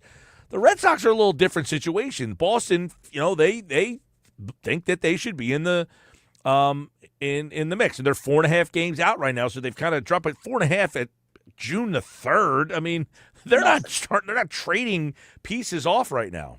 No, absolutely not. There's still so much baseball left. I mean, it's light years away from the finish line here. A lot can change. Absolutely. No, and now listen. The one thing is with Boston, with Chapman, he is a older pitcher that maybe the Red Sox feel like, hey, we're not going to sign this guy. He's 37 years old, and if we can get a younger player to replace him there. Now, you would say, well, Bregman's an older guy too. Yeah, well, he's the Bregman thing is very interesting because they brought him in here and then asked Devers to move. Like that to me was a weird situation. It is a weird situation, but it makes sense. Like, okay, if Bregman's going to move on at the end of the year and you're out of contention or feel like you are, then you're moving him, right? I mean, you're most likely moving him if you're the Red Sox, but it's a huge if. It's a huge we'll wait and see once we get further down the road with all of that. So yeah, Chapman is a guy that I could see the Phillies making a move for. And the Red Sox, I think, would acquiesce and probably say, hey, if you give us a starter, we'll give you a reliever. I could see that happen. And I don't think Bregman is somebody that they would be. And look, the Phillies would, unless they took Bohm, unless they just said, hey, we'll give you the younger player, you give us the older player. Right. Yeah, which you could see. Who knows? There's a lot of potential there, as well as just period with the Phillies as it relates to trade deadline and all these rumors. Sticking with the Phillies, sort of an open-ended question, and not forcing you to sigh here, but out of everything, all of the plates that are up in the air with the Phillies, as far as like rumor mill, Andrew Painter, the rotation, the bullpen, do you need to trade for an outfielder, an arm, right? Everything. What do you think, Mike Gill, is the X factor story or a decision that has yet to be made? Meaning Painter, Crawford, bullpen, right? Like just throwing some examples. What do you look at and say, this story that we've been talking about, whatever they decide to do, that's going to be the difference? How do they get more bullpen? How? Because you need at least 2 arms. One's not enough. You got to get at least 2 arms. How do you get them? Because you don't have any in your organization really that can help you. It's not like there's this young guy who is the 21-year-old or 22-year-old hot prospect who's mowing guys out at AAA as a bullpen guy. Yes, you have those guys who are starters, but I don't think any of those guys profile as bullpen arms. So how do you get not 1, but 2 guys that can help your bullpen? That, to me, is the biggest question, X factor, because, quite frankly, if they don't upgrade this bullpen, they can get all the offense they want. They cannot hold leads and trust this this bullpen right now. Yeah. It has to be the bullpen. I think Painter can be an answer, can be like a wild card answer to that, right? Like I brought this up to you in the past. I don't know if they should be entertaining the idea of Painter to the bullpen, or they should be having more of a priority on Painter's impact on this team this year, but it just doesn't seem like they are. Nah, but Painter, to me, the percentage chance of Painter moving to the bullpen would be 0.0. I don't see any scenario where they put this guy. Look, they're treating it with kids' gloves to begin with. Now you're going to say go pitch in the bullpen, something you've never done. Hey, can you pitch on back-to-back nights? Can you close out a game on Thursday night and then on Friday night again? I just don't like. They're going to shut him down again at the All-Star break, they just said. So I don't see a scenario where now Mick Abel, maybe they try him in the bullpen. The problem with Mick Abel is he just doesn't throw. That's been his problem. He doesn't throw strikes. Now you're going to put a guy who doesn't throw a lot of strikes. Now, he has thrown strikes in his major league start, but he went back down to the minors and walked 4 guys. Now you're saying, hey, man, we need you to pitch 1 inning. Well, if he walks 1 or 2 guys in 1 inning, no good. So you need a bullpen guy who can command, and that's used to it. So that's a tough thing to do, is say, hey, we got 2 top-end prospects, neither of which profile as bullpen arms. Yeah. No, I agree with all of that. It's just, how does Painter fit in, period? Obviously, the bullpen thing, okay, fine. That's like a pipe dream. It's unrealistic. I agree with it. But, similar to like Strasburg with the Nationals a while back, should we just figure out a way to utilize Painter, period, for when the time really comes? But can't answer that now, obviously. I think, the one thing with Painter is when he gets up here, how does he even get used? I mean, is he even right? Like now Dombrowski said last week, well, it's not, we don't have to bring him up. So that threw another wrench in the wheel. Yeah, they don't have to, because they have the depth with the starting rotation, but it doesn't mean that they shouldn't, because for Painter's sake, like, we could be negatively impacting him now or eventually this year. Yeah, I mean, you basically put it in his head that you're going to be up in July-ish, and now you've decided that, maybe we don't need to bring him up. So, yeah, now you've added that wrinkle to the mix. I agree with that wholeheartedly. Yeah, it's going to be interesting, man. I mean, I'm glad Harper's returning tonight. We'll see how this shapes up, but it's like this past weekend, it puts in perspective just the reality of this season, but how quickly things can change. We all know that. But, man, it's the bullpen is still the looming uncertainty over this team right now. No doubt. And, we talked in the first hour about where does Justin Crawford fit on this team. If you call him up at 21 years old, you are banking on this guy being ready to help you out. But what if he doesn't? What if he comes up here and just struggles mightily? Then what do you do? Who do you turn to? Because to make room for Crawford, you probably got to get rid of Marsh.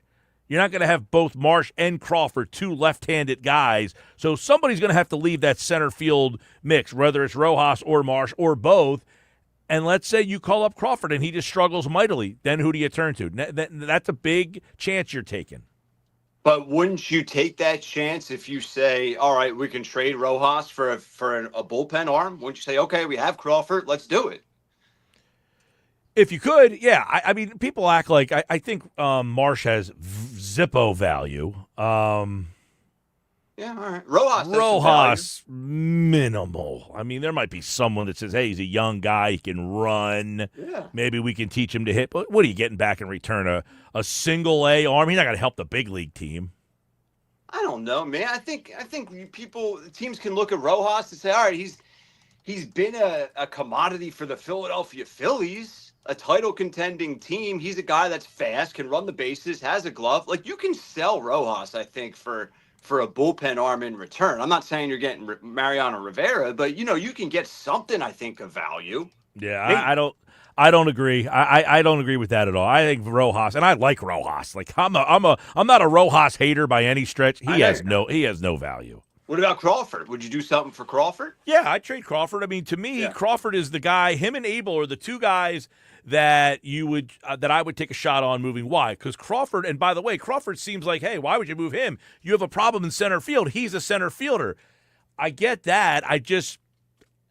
Of all the guys that I got to give to get. I don't want to give up Miller. I don't want to give up Painter. So I'm more willing to give up Crawford and Abel if they're the 2 guys that I get calls on. You say you have a problem in center field. Okay, fine. But you have a massively bigger problem in your bullpen. So if you're able to, put some duct tape over that issue, that's the priority right now. So, yeah, I'm with you. You move Crawford. You do whatever you need to do to upgrade that. Yeah, I listen, if somebody called you and said, we'll take Rojas or Marsh, you listen 100%, not even close. Those 2 guys are gone.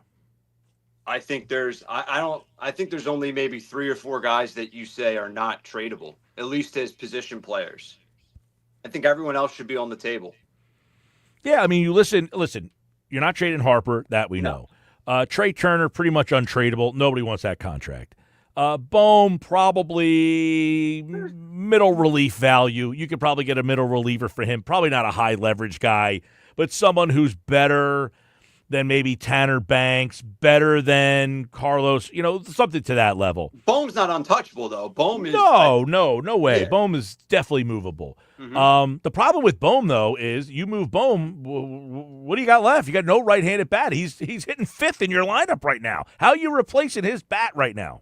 Yeah, no, the only way you're trading Bohm, in my mind, is if it's like a Bregman situation, like where you're getting something of significance offensively, an upgrade. Yeah, you're at the point now where Bohm has almost become too important that you can't move him. No, I agree. I think it would be a rare situation and trade to say Alec Bohm's no longer in Philly. I'm with that. And the only way you're trading him, again, I think, is if you get a replacement for him, like you just said. Hey, like somebody mentioned Nolan Arenado. Hey, if the Cardinals want to get younger, I don't know why the Cardinals, they're in the race right now. Why the heck would they want to make a deal like that? But something to that effect, where we want to get younger, and Bohm gets us younger than the guy we have. Yeah, and we're getting rid of a contract or a guy that's about to be a free agent. That's the only way it would make sense. And the Cardinals right now are one of the 3 wild card teams, so I don't see why They're would not do that. sellers. Yeah. Nope. So Bohm makes it tough. In the outfield, Kepler has no value. The 2 center fielders, to me, they got no value. And Castellanos has probably less value than those guys because no one wants to pay him $20 million for next year either. Real Muto, I would think the Phillies have no interest in trading him anyway because they have no other catcher. So that's an untradeable guy. He is a free agent, so I think he would have some value. But there's so many young catchers in the league right now that Real Muto has probably fallen out of the top 10. You say BCIB, he's out of the top 10 at this point right now. And then you're pitching. You're not trading Wheeler. I don't think anybody's taking the Nola contract. Taijuan Walker is untradeable. Stop telling me. Every day I get a guy who sends me a trade with Taijuan Walker's name in it, and every time Walker's name is in the trade, that's where I stop reading it. It is an untradeable guy. Nobody will take that contract. And I would say even if the Phillies said, I'll pay you $18 million to take the contract, I still think you have a hard time trading it. Now, I kid with that. Yeah. Taijuan Walker is not getting traded. Stop giving me trade ideas with Taijuan Walker in it. It is not happening. So he's untradeable. Yeah. You just signed Sanchez. Suarez would be tradable. He's a free agent. Luzardo would be tradable, but I don't think you want to trade him. No. Other than that, I mean, that's yeah. I don't know what you do. It's like the Phillies, similar to the Sixers with, it depends what the Spurs do ahead of them. The Phillies, it just all relies on other teams. Like other teams completely getting out of the race, and then that opens up the door at the trade deadline for the Phillies to acquire a big upgrade. That's the only way. Otherwise, they have no piece that they can move as an asset. All right, there we go. That's it for today. More Ryer Side tomorrow. Sports Pass Live 97.3. We'll leave it right there. See you, man. All right, we'll get ready to wrap up the show. I got the Bet365 play of the day next.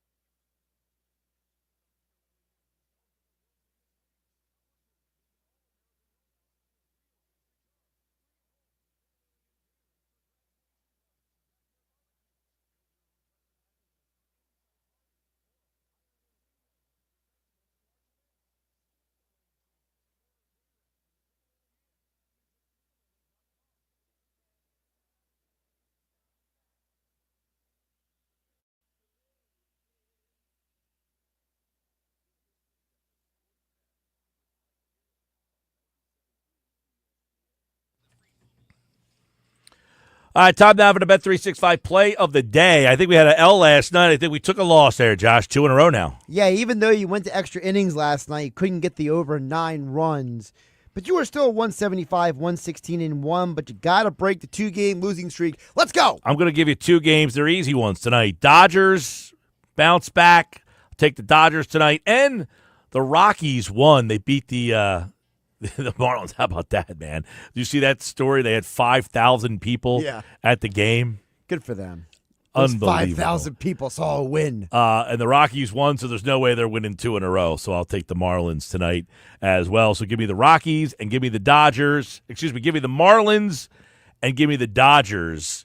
That is my Bet365 plays of the day. You know the Rockers are 0-20 since May of 2024 when they're a dog of more than plus 140 on Sounds the money about right. on the line now. Poor So Chris Bryant, he chose the wrong team. everybody out there's on the wrong team. That team's a total embarrassment.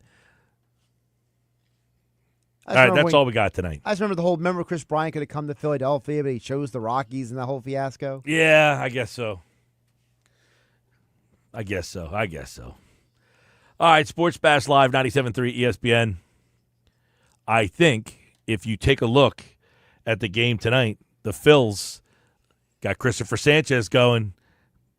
You like should that be in over position. strikeouts. You always like the over strikeouts win, but you should be in position. You get the pitcher. You get the pitching advantage again tonight against the Blue Jays with some guy no one's ever heard of before.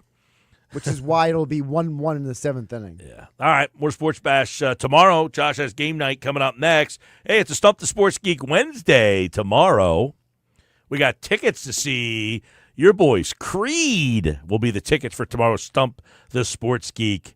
All right, everybody, I'm Mike Gill. This has been the Sports Bash Live. Have a great night.